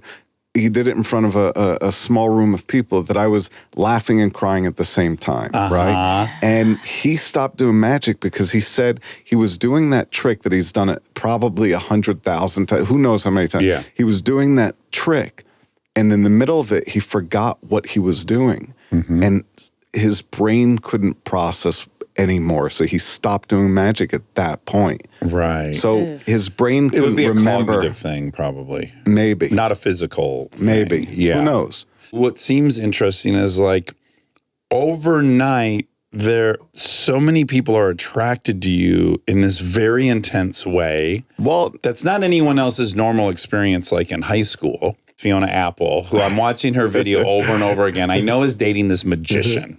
And I go, that's really funny. she could be with Leonardo DiCaprio. She could be with any movie star. And she's with this magician. Yeah, And that's she's fascinating. amazing. I was very lucky, and she's on top of that, just brilliant. So the way she thinks and the way she absorbs information, and such a strong. But dude, were you even yourself a little shocked with like, oh wow, I'm dating Fiona Apple? I mean, I was lucky and amazed to be around, but I had met her before. So I met her before, and I was blown away by her and just thought she was incredible. Yeah, so, we all were. Yeah. No, but no. Oh no, but I met her before she was famous. Before she was famous. Yeah. Isn't she a California person? She was. Yeah. Okay. She grew up in Venice, but not anymore. I still speak to her. Oh, you do? Yeah. Well, that makes she's one person I've never met that I'm still dying to meet. Yeah, she's amazing. Yeah. She's incredible. I one time heard you on Stern. You've done Stern several times, yeah? I think like 2 maybe. Okay. Well, then I've heard both of them. Okay. I've tried to in the past to explain it to Monica, and I really can't. But I thought the most fascinating part of the interview is you were talking about being able to convince people you can read their mind. Cold reading. Was that what it's called? Cold reading, which is just, generalizing kind of information about people. Making like high probabilistic guesses. Yeah, which is, I mean, I think that's psychology applied to what psychics or tarot card readers, I think what they're doing is they're like estimating what's normal, what you represent, and then kind of feeling out that information. Yeah. Like you look at me and you're like, 50-year-old white guy, I bet he likes World War II documentaries. And I'm like, that's right, I do. I think it's like, but also you could go a little, you could go also into the characteristics of a person as well, what they've been through, what struggles they've been through. Did you read about, how did you learn this? I was so fascinated when I was listening to you talk about that. I guess 20 years ago. There was a book that I read which was called King of the Cold Readers. Okay. And King of the Cold Readers was kind of like the fundamental book of just information on how to read people. I think it's so old now, it's kind of outdated. Now the way to access information is just so incredible. It's such a different game now. Because of the internet? No, I'm saying just the techniques that are employed are incredible. Okay. But I'd love to do magic, but you might have to sit here. Okay. Just because to do it. But Yeah. Okay, good. We'll get Monica there. I'll show you the new trick that I was talking about, which is, I think, which is based on. So, Rob, you need to widen out. Join our What guest. about the mic? Watch Rob do his magic trick. The fact that David's going to do magic for you. Wild. Okay. Okay, so hold on. You said you know how to shuffle. Yeah. So. Put it to the test. I'm going to mess it up. Well, first I'll show you all the cards. Okay. You can see from there, right? I sure can. So maybe just if you want, you could give it a good shuffle together. So shuffle it into each other. Give it a good shuffle. Shuffle like regular? Yeah, Okay. like a real shuffle. Real nice shuffle, Monty. Yeah. Really shuffle the shit out of it. Give it a good shuffle. You could use that. Oh, wow. Okay, That's really? a good Got a little Yeah, but it's still a loosey-goosey. good shuffle. So here, now Especially I'm when gonna, shit gets jettisoned out the They side. I'm going to show you I'm going to show you the thing that I was telling you about. So here, you take that. Okay. And choose any card that you like. Take it out. Okay. That's a good one. Okay. And you want to Can you tell me what card that is? Yeah, Ace of Diamonds. Really nice. Well, you I would can have gone Ace of put your Spades. name on it as well. And you can show. Yeah, you can let them. M-O-N-I-C-A. Is that it? M-O-N-I-C-A. Okay, ICA. Got it. I-C-A, not K. Now look here. Okay. I'll take this. Okay. So this is your card. And you see your card really looks like it's going. You see how it looks like it's going inside. No, it doesn't move. It's right here. I'll do it again. What the Watch. fuck? No, but I'll Okay, do it again. really so you watch can see it. carefully, So here. Monica. So you believe that you see the card really going in, but it doesn't move. See? No, So why? I'll How? show you again. So this is your card, right? Here, I'll move It's this. like This is watching your a card. 6-year-old watch and you magic. See it It's really always- going inside, right? It is it, you guys. It's in. No, it's right here. It It can't doesn't be. move. You know, but wait, look, Monica, I'll put it here, right? And then I drop these like this, and see how one card pops through like that. What the fuck? How is it how? Get the fuck out of my garage. So now the deck is missing a bunch of cards, Yeah, right? yeah. So here's what I want you to do. Not this card, but try to see one inside, but don't say it, and he's gonna guess it. Okay. You have one? No, can we do it again? Yeah, just Okay. not this card, Yeah. but try to see one. Okay. You have one number and suit? Look You at agree me. he doesn't know what you're thinking, right? Oof, It's this is a real impossible, test. correct? Yeah. But hold on, you didn't do your card, right? Right. No, so you didn't do your. Actually, could you put it under your leg? Put it underneath. You're gonna take one out. Can you lean forward? Absolutely. Don't I'm very say your flexible. card Okay. yet. Here, take one out. Hold on. Don't look at it. What was the card? 10 of spades. Would you be impressed if out of all the cards in the deck that he could have taken, he took your card? Yes. Because he could have had any card, right? Yes. And I willy-nilly. You know how when you're trying to pull to see what spade you're going to get? Yeah. And you go, God, show me? That's what I did. Okay. Show us the card. No! Oh my God. So Wait, but Monica that's the put card her that you- card, Ace of Diamonds, under her leg with her name on it, ICA. And then I just pulled it out. It's definitely what's it's on my your- but- handwriting. But the main question is what card is under your leg, Oh and is my it the 10 of God. spades? Well, that I don't. you That's can't not promise part of that kind of. That's too No. much. Yeah. Something tells me that's But not should too I look? much. Yeah, because it might be one of the ones down there, though. Should I look up? What? Yeah, but I don't think it's going to relate. Oh my God! It's so scary. Now I see why you got her a magician for her birthday. Yes, Oh my yes. God. She's like a 4-year-old. It's like it's the most innocent, pure I ever see her. Wow! How? Do you have an idea of how? We've been through this. I know. When I identify something that I can't There's figure out, I don't waste demons. 1 second trying to figure out. Once I've identified, I can't figure that out. I'm done thinking about it. But that's what I'm saying is that's two tricks that I've loved forever, but I never realized that they could be combined. And it wasn't until recently that So I the put first those trick two is together. just that I would have pulled her card. Which two do you combine? I'm combining two separate tricks that are my two favorite card tricks together. And I never thought that they could go together. And then all of a sudden I was like, wait. And I just recently, saw the math. after 30 years of doing these two tricks, hundreds of thousands of times, I would guess, suddenly I realized that you could combine them. I was actually in a hospital and I started doing the magic to all the people working there. And I was trying it out. And it was because I couldn't really do the normal stuff, so I routined it, and now it's my favorite thing to do. That's was wildly wild. I'm impressive. saying it's a constant tweaking, learning. How could it possibly come out from under No, my you leg? like do the order of it, and it's not possible. None of it's possible. Monica, are you going to frame this card and keep it behind your head on the show now? I should. Ad infinitum, That's a indefinitely. good idea. Yeah. Wow. Maybe you could sign it. That's Of really course. mind blowing. That was no. I don't understand. How could it have hopped out from under my leg? I don't know. I think you're a wizard. See, I do think sometimes Also, he people was went flipping to the cards so Hogwarts. scattywampus. The fact that I just pulled one, I know. and it was that, he must shove it in my hand somehow, and I didn't even notice. And get under my leg. He was under your leg. He was all up and under your body. When people say sleight of hand, no, there's no how. Well, Like, when he handed you this card to put under your leg, I don't even want to do this in front of him. It feels disrespectful. No, but let when me he hear it. handed you this card to put under your leg, it was that card. but how? He didn't go over and get under your leg. But I put it under my leg. I saw You it. saw it and then Yes. put it. Well, now I don't have. See, It was this is in why I my don't waste my time hand. thinking I about did it.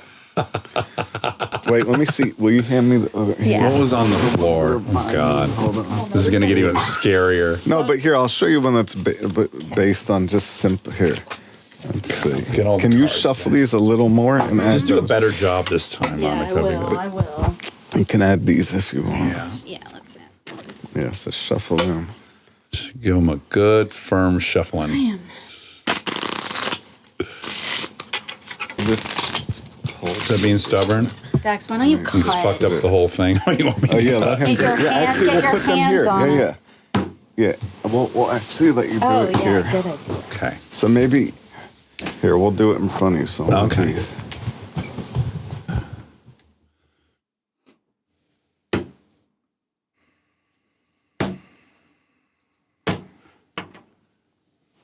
Okay, so that stack is 19, but a year ago it was 18. And next year it's 21. Wow.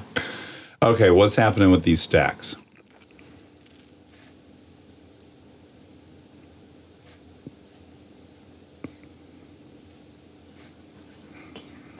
I'm very scared. Point to one of the piles. Point to a pile. Okay. Doesn't matter. Okay, that pile. Yes. Can you slide it off of the table? Yeah. Slide the whole thing off of the table and hold it face up under the wood, but don't flash any cards. Okay, so you agree she shuffled, and we broke them into about 4 piles. And now I would keep it even deeper, just Yeah. Okay. But don't drop them. Just keep them under the table. You're hitting Yeah. the limits of my limbs. So now what I'm going to do is I'm going to try to look through the table. Okay. And I'm going to try to tell you the color of the card that's right against the wood. Sure. I don't know if this is a thick table. So It really is. It's a good. Good where item. you have them about here, right? Yeah. So that first one Yeah. is black. So just pull that one with your other hand. Just slide that one against the wood up and put it here face up. The one Face up. against the wood, yeah. That's your card. The next one is red. It's gonna be my It's name. red. No, just put it here. No, it's not. Okay, but it's still correct. That next one is black. The next one is red. That next one is black. That's black again. Oh my That's god! black again. Warlock grease. That's red. Hogwarts. Oh boy. That's black. Oh. That's black again. Yeah. That's black again. That is Black again. Black is And hold hot. on, wait. There's one more left, right? That's Don't show right. it. Keep I'm it not. in. It's red, but wait. It's a heart. It's the 5 of hearts. Monica, buckle up. It's the 5 of hearts. I'm so scared. Now we could really get in a wormhole of like, this is like a baseline difference between us. Like now you'll enjoy trying to figure out what happened, right? No, You won't. no, I don't need. That is the difference. I don't need to know. I mean, I like being shocked by it, Yeah. but I'm not going to try to figure out how he did it. Yeah, like, do you enjoy not knowing how something works? I can't stand it. And I think that's why I have an engineering mind. Like, I look at a telephone pole. Oh, how's that electricity traveling? You know, I need to know. No, I don't. But if I think of it assess like that I think don't know, and even worse, I can't figure it out, Yeah, you hate that. then I I don't gotta think go of it like, like I can't that. even think about it because it's so uncomfortable to not. Yeah, I don't No. have that. I just think, oh, Hogwarts is real. Hogwarts, yeah. Yeah. That's preferred. Yeah, like what house were David, you that in? was so fun. Can we do one more? Yeah, well, that's up to him. Yeah. Yeah, here. Well, I'll show you one here. Did you see kind of he's dancing these cards on? Yeah, well, that's Oh my a God. fun thing that I like playing. Yeah, just the way they flip, and then also with two. You know, if you do it, yeah, this is just stuff that you spend lots of time working on that just has no real. This is like skateboarding, actually. This is just like physical There tricks. you go this way. There's two. Oh, wow. And then, of course, the demonstration of that in a magic way would be you show a card, then you do that, and then it's, you know. Oh my God. Gosh. But what's funny is, like, you know, humidity and everything else affects the cards. So you could see the cards, like, bending kind of, like, based on the Yeah. humidity. Which Yeah. Do we drop the one? yeah, it doesn't matter. Oh, doesn't matter. Here. His OCD has boundaries. Yeah, I told you, it's not like you think. He doesn't mind being messy. What were you going to ask? I was going to ask David, do you feel unethical about theorizing on how a trick worked, someone else's? No, I mean, I think about things like that all the time. Take one out, take one. Don't let me see it, but let him see it if you want. Yeah, you can put it back. So here, as soon as it goes in, let's do like this. Here, if I go here, immediately that's a simple control where I bring your card to the top, right? But but that's just a simple control. that So was simple. but here. So hold your hand palm up. So we'll also use this card. So we'll use the Queen of Hearts, Okay. right? The Queen of Hearts I put here, and then your card goes here. If I do that, it's already done. See, I have the Queen here, and turn over here. No. No! Yeah. Doesn't make sense. That's nonsensical. But it's here. I put it here. I saw it. Wow. I was a witness. If this went to trial, I Yeah. would have to take the stand and say, Your Honor, he did not touch the card. Yeah. This is the stuff that, you know, just what I was saying about the way they just feel. Like the way they, and the way cards feel is so relevant too. You're probably an HSP. Highly sensitive. Have you gotten any diagnoses in your life? I know I have auditory discrimination. Tell me that.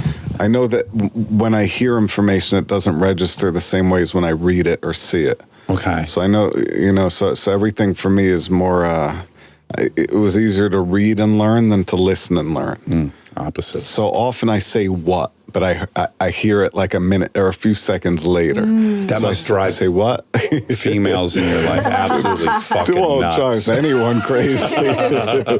Well, David Blaine, this was incredible. This really was so fun. You know, Thanks for you're doing modern day that. Houdini, and we got to talk to you. Everyone watch Do Not Attempt. I want to say, we talked about how gory it is. wait. It's a fucking awesome show. It's beautifully shot. It's a very, very cool show. I think this is going to be wildly popular. We worked 3 years on it. Wow. And we all worked around the clock on it, and everybody was amazing. We had the best team, and there, we all gave it our all. I can tell you that. Yeah, that's very obvious. And also, when we went into these places, I wanted to show not like the fancy beaches and resorts. I wanted to show like the things that most people never get to see. Yeah. So we went into places that nobody would go or would want to go, or things nobody would want to do, and showed the beauty in what they do. And all the things that you're seeing, it's like they've really put their thousands of hours into those feats that they're doing. And that's why, to me, it's magic. It's because of the invisible work that goes in that you don't equate for. You don't think about the amount of work and faith and diligence and practice and failure and repeating that they put into it to make it look so simple. Yeah. Yeah. And so that's why I think this is, a kind of like a discovery of people that they're constantly a student.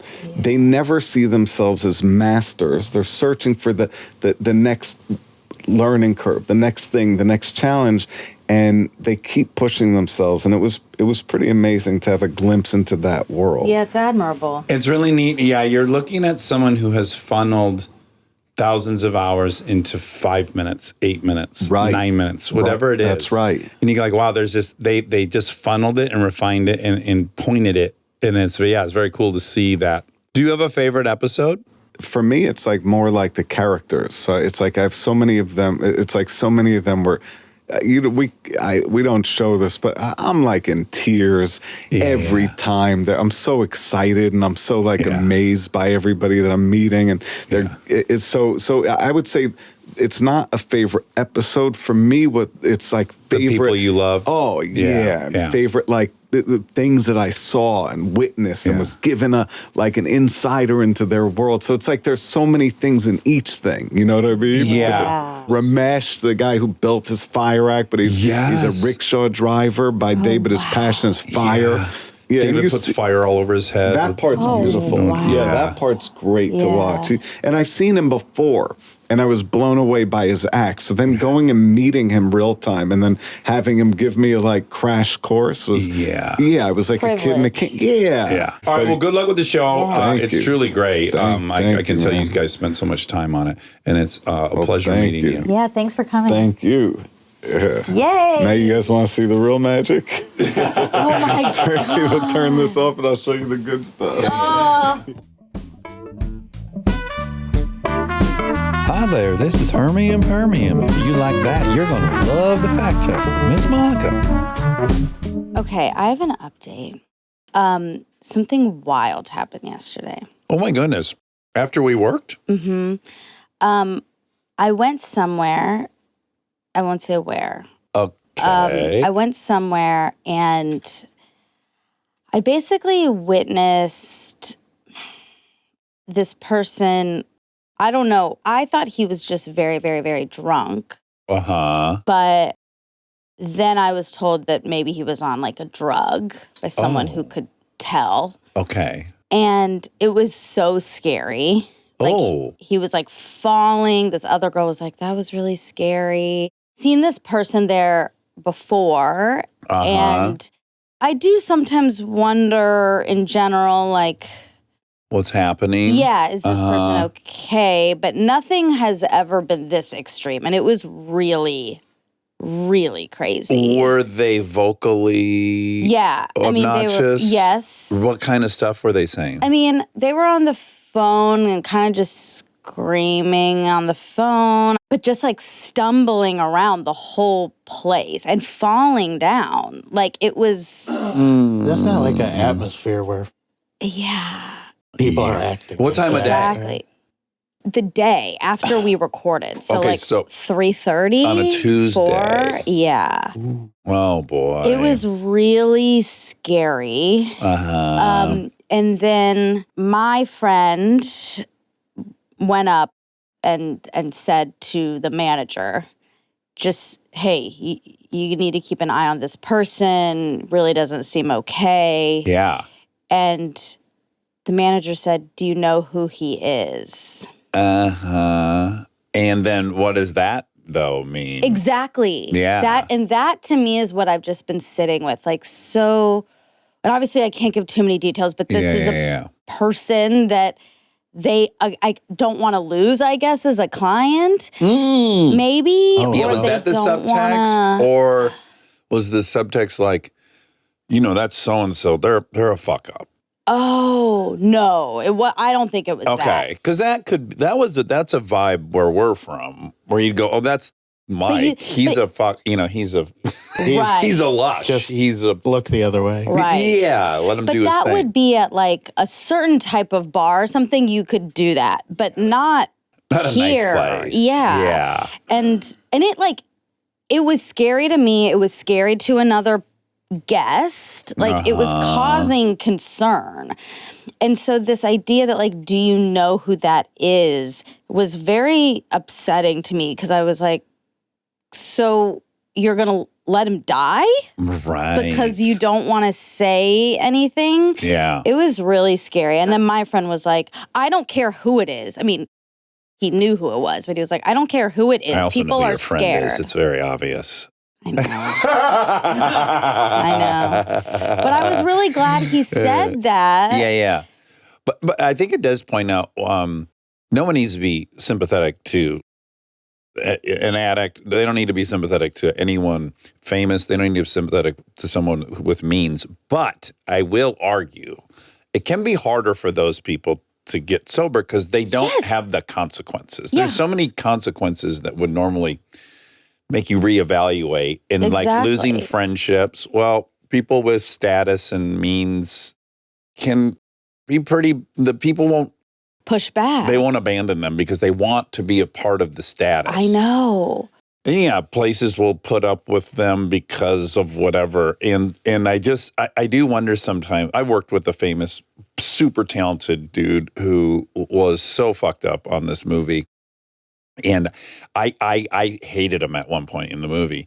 And then, he did this fucking thing where he made me laugh so hard. He's so powerful. Yeah. He made me laugh so fucking hard. He was assigned a cop on set. He had to have a cop with him on set. God. And so he was running through the store and the police officer was chasing him and he was screaming, chase me, chase me. Oh, God, I know yes. who you're Yeah. It took talking And about. I was like, I had been just seething about this person for like 3 weeks. And then all of a sudden I was like, oh my God, this is the fucking funniest thing I've ever seen. Yeah. And it really disarmed me. And I was like, yeah, good luck to him getting sober because he has a superpower. He can win you back immediately. I know. I feel really freaked out by it. Yeah. I bet you weren't the only one. You do get into your personal I stuff. do. Which I is do. like addict stuff is very scary to you and for good reason. Yeah, and I don't know if it's addict, but it's more like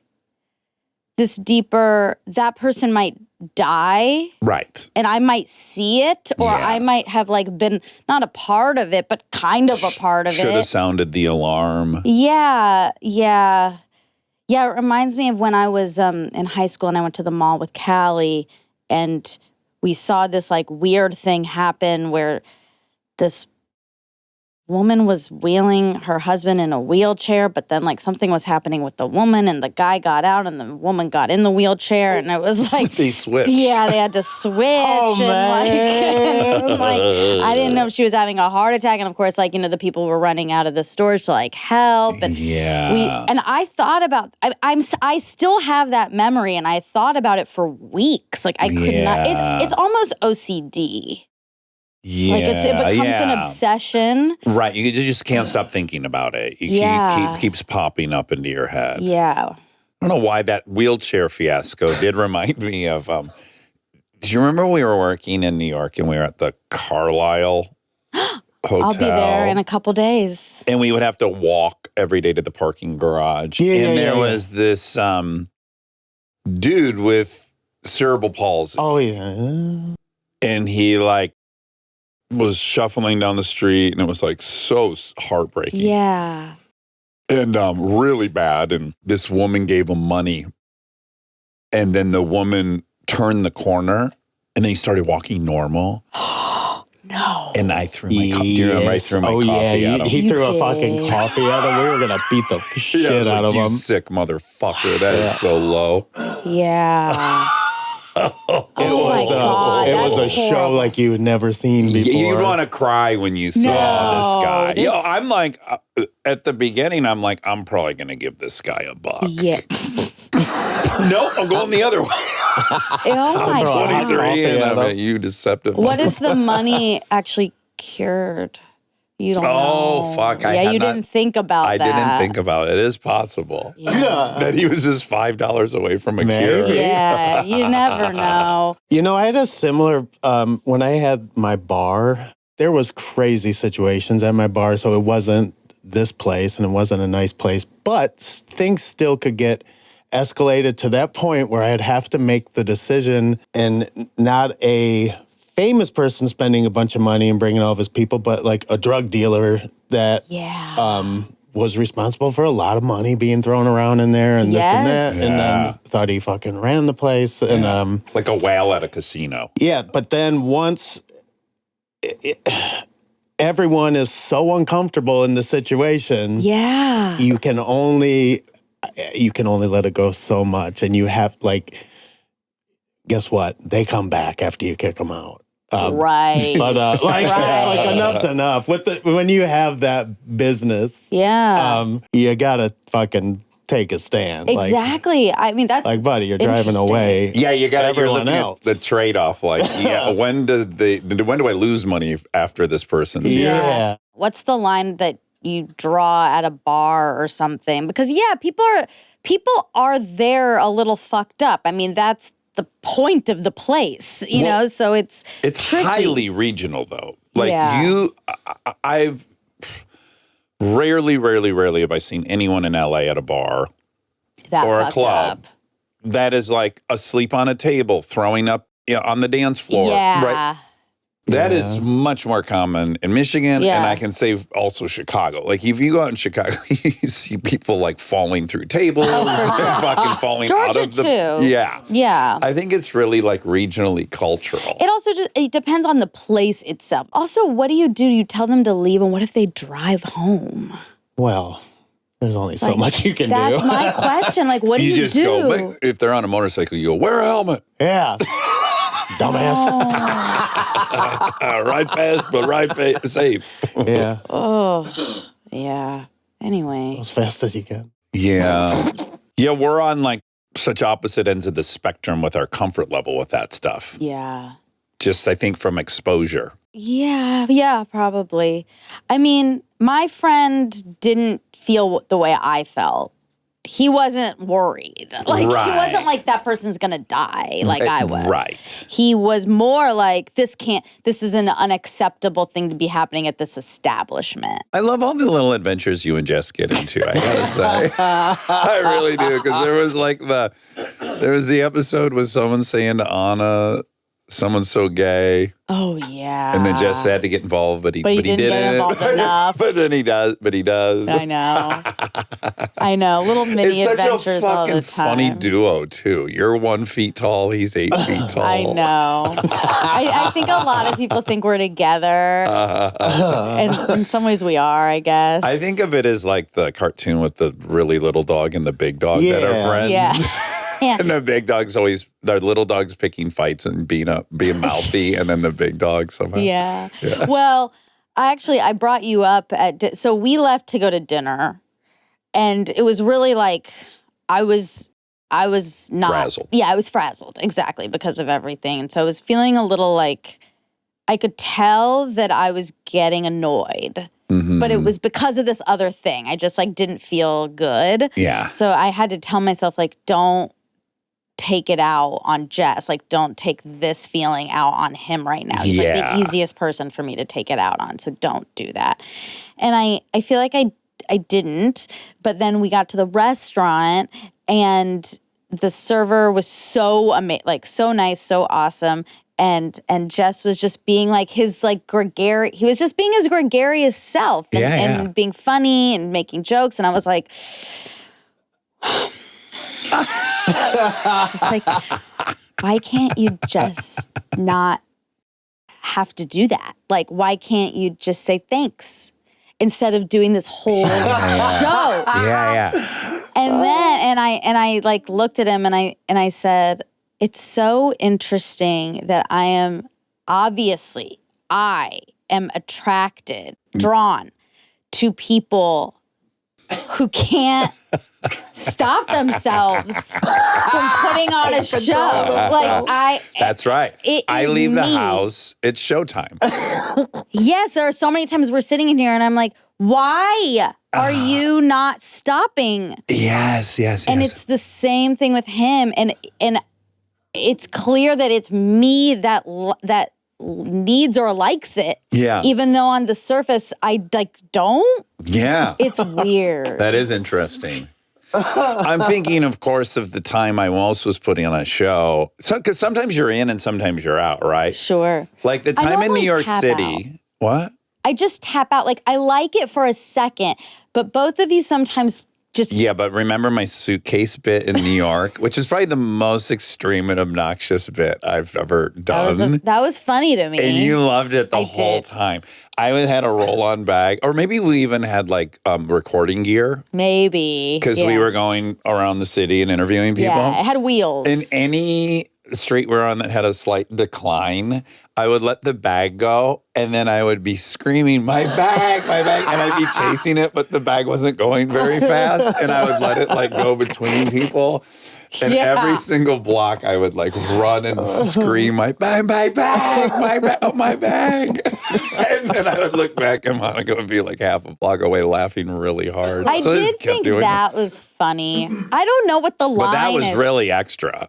Like if you're just walking down the street and some guy's like, my bag, and he's chasing a bag that clearly he could catch. Yeah, I know. I don't really know. Well, he does silly things like that don't, it's when it involves other people. Yeah, maybe there's more exploration to get like really granular about when does it tip for you? What is the exact thing? This is admittedly annoying. Like, admittedly annoying. But I think you enjoy this or you don't. Like, Aaron and I lived Aaron would put on his baseball pants from 6th grade baseball and a half shirt that had a pony on it that was yellow that Carrie got me. And then I would be in an insane outfit. And we would go to White Castle. It was showtime. Oh, White Castle. And we had like a pipe, we had chewing tobacco, we had playing cards, we had a radio. Yeah. And we would really just go, let's go be as weird as possible at this White Castle. And we just enjoyed it so much. And you know I think you do or you don't enjoy that kind of thing. Well, oh my God, this is back to yesterday's fact check or last week's fact check with the three of us, where ultimately I think maybe I feel like, why do you get to do that? Here we go. I think that's what it is. Yes, because you were kind of trying to. I had to. That's right. I had no option. There was no option for me to be like, my bag. Although, Money, you have to admit, we don't know. I know, you're right. We don't know. But I definitely understand how you were like, I'm just trying to not get fucked with and called out and pointed at. Being a weirdo is like the last thing to wear 6th grade clothes and I would wear the crazy hat that the Chinese people wear when they're picking rice. You know, I got it at a Salvation Army. It was like 3 feet wide and be smoking a pipe. And it was so fun because from my perspective, there's something really fun about like, oh, here are the rules of life. Mm-hmm. But who's to say, what if you're not participating in those rules? And they're not like, it's not like we're pushing people or anything. No, I know. You're not hurting anyone. It's just like, oh, you're supposed to look a certain way. Well, let's see if you don't look that way. It just kind of like wakes you up in a way that I've always found really, Carrie was very much that way. We would go into Like 7-Elevens and we would have fake fights and stuff. Yeah, like we would sit at the restaurant, and what you're supposed to do is eat your food, but we'd be going, Oh, God. See, you say that's not hurting people, but I think it is. We did some stuff That's that was disturbing. You're right. You were right. We did definitely ruin some people's. But I got to tell you, Monica, I do think I'm objective about this. We amused more. Sure, I agree. More people were really laughing at their booths, looking at us, trying to wonder, are these guys like, are they real? gotten out of a hospital? Right. Like, are the people looking for these two? Why don't they have so much stuff? And Aaron got punched over at once. Oh, yeah, that was for making noises. Yeah. Once in a while, it doesn't work out. Yeah. Sure. But for the most part, it does. It's a high wire acting. When it's working, it's really fun. And I think it's just a huge bonding thing. It's like some expression that like I myself can't go sit at White Castle with the huge hat on and all this stuff and make noises. I would be. Well, you probably wouldn't chase your suitcase without Monica there. I want it. That's There's true. like this declaration that like all these people might think I'm crazy, but because you know, and this is for you, and Aaron and I's was for each other, there's a very bonding thing about that. Yeah, that makes sense. Like as long as I have your approval, I'm willing to throw everyone else's away. And again, it's very indulgent and selfish. I get it. I can admit it. But it was also, I do promise it was highly amusing to most people. People thought we were funny. I'm sure they did. Stay tuned for more Armchair Expert, if you dare.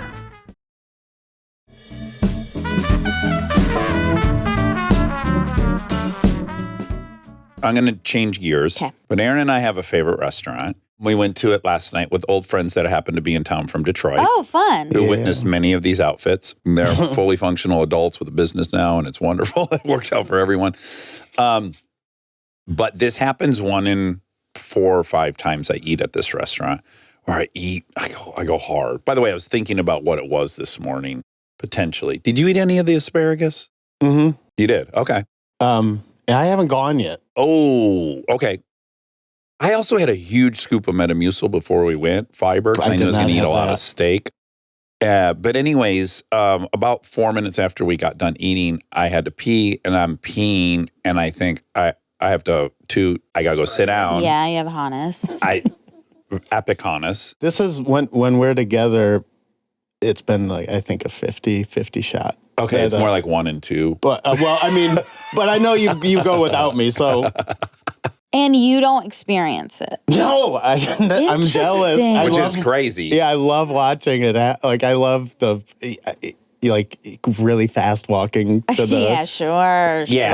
like it's about to start spraying. Yeah. So it was. It was. I mean, the meal has just left the table. Just got taken away. Yeah. Right. Fast acting to the point where I was like, oh, there was listeria on the.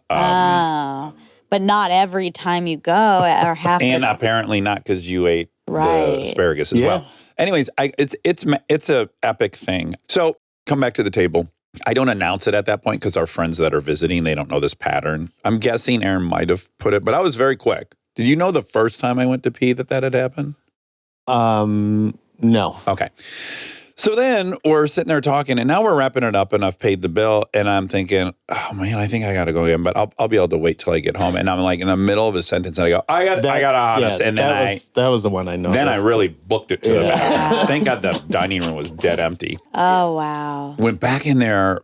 Wow, this is epic. If there was a bathroom attendant, like you'd have to be like, dude, can you just here's $100? Can you just leave? Yeah. Walk up for a while. Yeah. Oh, so no one was in there? No one's in there. Thank God. But all to say, I come back to the table. Now we've only got 5 more minutes, and then we're out the door and we're in the car. And I was like, I pray I make it home.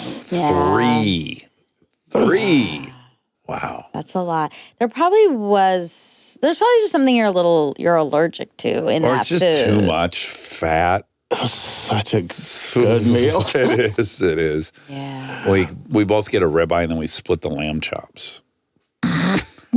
Our friends split a ribeye. Yeah. We both had a ribeye and lamb chops. Oh God. And left it all at the restaurant. Yeah, a public bathroom situation. I don't like it. Yeah, but sometimes Sometimes Tonka. you gotta- Sometimes your meal turns But that into wasn't Tonka. a public bathroom. That was a No, I know. private. That was your private car. This is for David Blaine. Oh, wonderful. And actually, I Aaron was here and when I was David like, Blaine was damn here. it, I wish I could have watched some of this. I Watched all the know. magic. God, it was such a cool thing. His show is awesome. Yeah. Don't attempt I this. really want to. Yeah, do not attempt. Do not attempt. What's it on? Hulu. Nat Geo. Okay. But Hulu. It's on Hulu too. Yeah, I watched Yeah. that last night. Oh, you did? Yeah, yeah. Do you watch India? No, I started with the first one where he puts the knife into his nose. Oh, He said don't. He said don't watch India. Yeah, that's why I waited. yeah. I guess you're supposed to build up to India, but I started with India. Yeah. And Of it's course, freaking wild. Yeah. Guys jumping onto big piles of broken bottles. Fuck that. Dude, a guy who's breaking this huge whiskey bottle over his I head. don't know why, for some reason, I just have to watch it because the way both of you were talking about it is with such like horror. Yeah. And for some reason, that doesn't sound that bad to me. Is it because I'm Indian? Oh, wow. And And it just like, comes, like, that's know very, it. it feels like a natural activity Yeah. to jump on a big That is mound like of broken bottles. One of the worst things I could imagine. Really? Yeah, I'm abnormally afraid of glass. Yeah. Oh. Me too. Yeah. And all sliced up. Oh, God. I mean, I don't like glass, but it. It just cuts so weird. Why do you think when, like, I don't believe in Satan, but for some reason, when a magician is real good, I think Dark there's arts. Satan's involved. Like, all of a sudden, I believe in Satan. You do? Sure. Yeah. Like, I'm like, oh, so he's Satan. He's, Instead of like he's Dumbledore, like a happy one. but that's what historically people have thought, that they Yeah, I practice the know. dark art. I go right there. David signed a card for me that's up there that's really exciting. Oh, yeah, David Blaine. Oh, I see it. The Ace of Dimes. Now, the really crazy thing he did, and maybe we should talk about it because it's not on video. Yeah, it's not. We might be getting video because when David's publicist was here and she took video, so hopefully we'll get it. But yeah, there was a trick that happened after the cameras were off. That was, think of a category. Oh, that one. Okay. I think that's the craziest one. Oh, How does I he think know what? watch is craziest. I don't, because, okay, he says, like, think of a category, Monica. Yeah, okay, great. It could be like food, Anything. nature. Mhm. Now think of a specific thing from that category. Yeah. Aaron, listen to this and tell me this, how on earth this could be done. Okay, think of do you have it? Mm-hmm. Yes, I have it. Okay, and then how did he start doing the, he was asking for states that start with vowels. Yeah. And he goes like, there's, we have Ohio. And then he writes on these other vowels. And he wrote down these words. And he wrote down like 7 words or whatever. Right. And he's like, I don't know. And then Georgia, let's put Georgia on there. And then he goes, is this your thing? And he shows her a list of these 7 words or whatever it was. And He she said, goes, does this have anything to do with your thing? right. And I she was said, like, no. But And then he circled the outside thing and he said, does this? And it said gossip. because my thing was Gossip Girl. She thought out of TV television shows. as a category. And then the specific show, Gossip Girl. And And there was one more piece because it was like, think Gossip Girl, then give a clue. So like I had to say a clue to you. You were technically supposed to be guessing, and I had to give you a clue that wasn't a big giveaway. and what was your, And I said the Met, I think. oh my God. Yeah. And So you I would were think like, art, then I would think Picasso. yeah, and then I don't remember then how we got into him writing the words, but then yeah, it was gossip. Yeah. It was, I'm like, how does he know she thought of Gossip Girl? Out of the people millions do that? of TV Yeah. shows. And even TV, out of the millions of categories. Yes. Basically infinite. Yeah. Every object in the world. Yeah. It was scary. What? Yeah. And It then, there was a was. card trick error where it was like, I wasn't even involved, Oh, this one. And it man. was under my watch. Yes, I love that too. And like I had picked the card. It wasn't that because everyone I tell this to, they're like, "Did he hug?" It's like, no.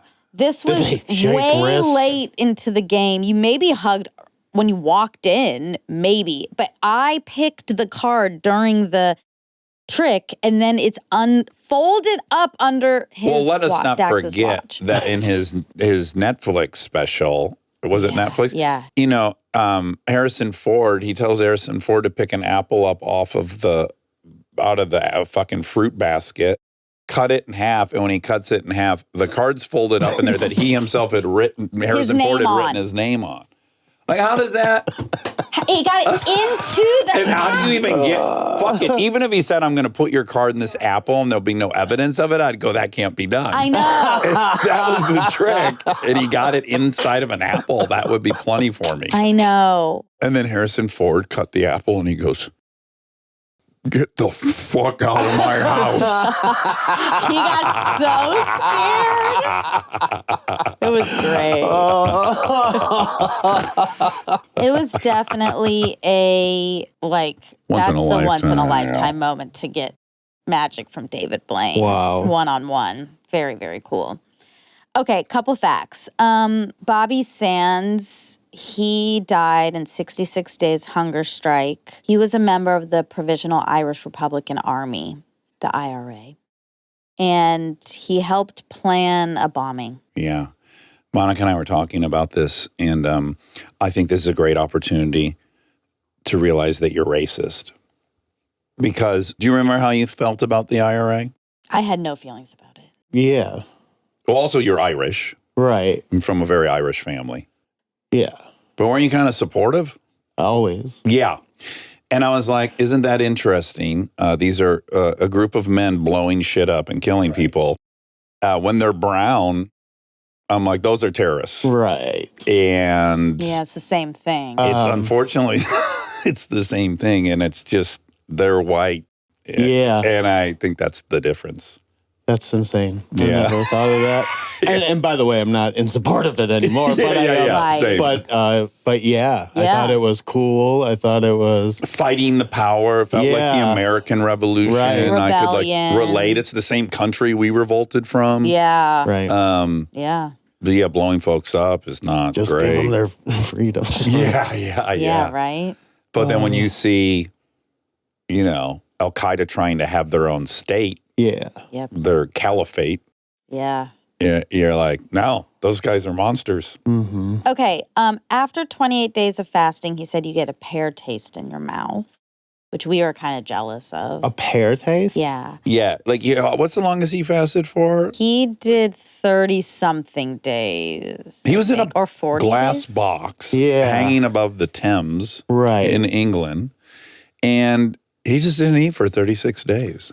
There's no trick. That's just, he really didn't. He lost half his body weight. Yeah, he almost died because then he went to the hospital after, and all his phosphate levels were like completely. And you can kill someone by dropped. giving them food too fast. Yeah, and Which is they did. crazy. But you start tasting pear, and we thought, that sounds gross. Delicious. Yeah, have you hadn't eaten? And I'm expecting some really gross taste, like a Yeah. metallic taste. That's what I was about to say, yeah. Like you just say tasting your blood because your body's eating its blood or something. Ew. He did 44 days. 44 days. That's why it's so funny because when he's talking about the Crazy. Indian guys who do the bottle over the head, he's like, he's shocked. And I'm like staring at him like, are you kidding me? Yeah. You didn't eat for you buried yourself alive. That's to shocking. me way crazier. Okay. So when What is this alarm telling me to do? Oh, you got one that's today? a ding ding ding from last week. Both of you just letting your alarms run rampant. I took a nap before this. Oh, both were nap related. Yeah, and I set it to the wrong time. Oh. Thank God I woke up on my own. Yeah. Did he tell you, did Dax tell you about my nap that actually happened yesterday after we? What happened? I got a video. It's just great. I fucking crashed hard. Like it was. He goes, I'm going to skip the sauna and take a 20-minute nap. Uh-huh. And then 3 hours later. No. This is so great. I text him like, hey, time to go to dinner. And then I start thinking, I wonder if he read that text. And then I come out to the guest house and look at this.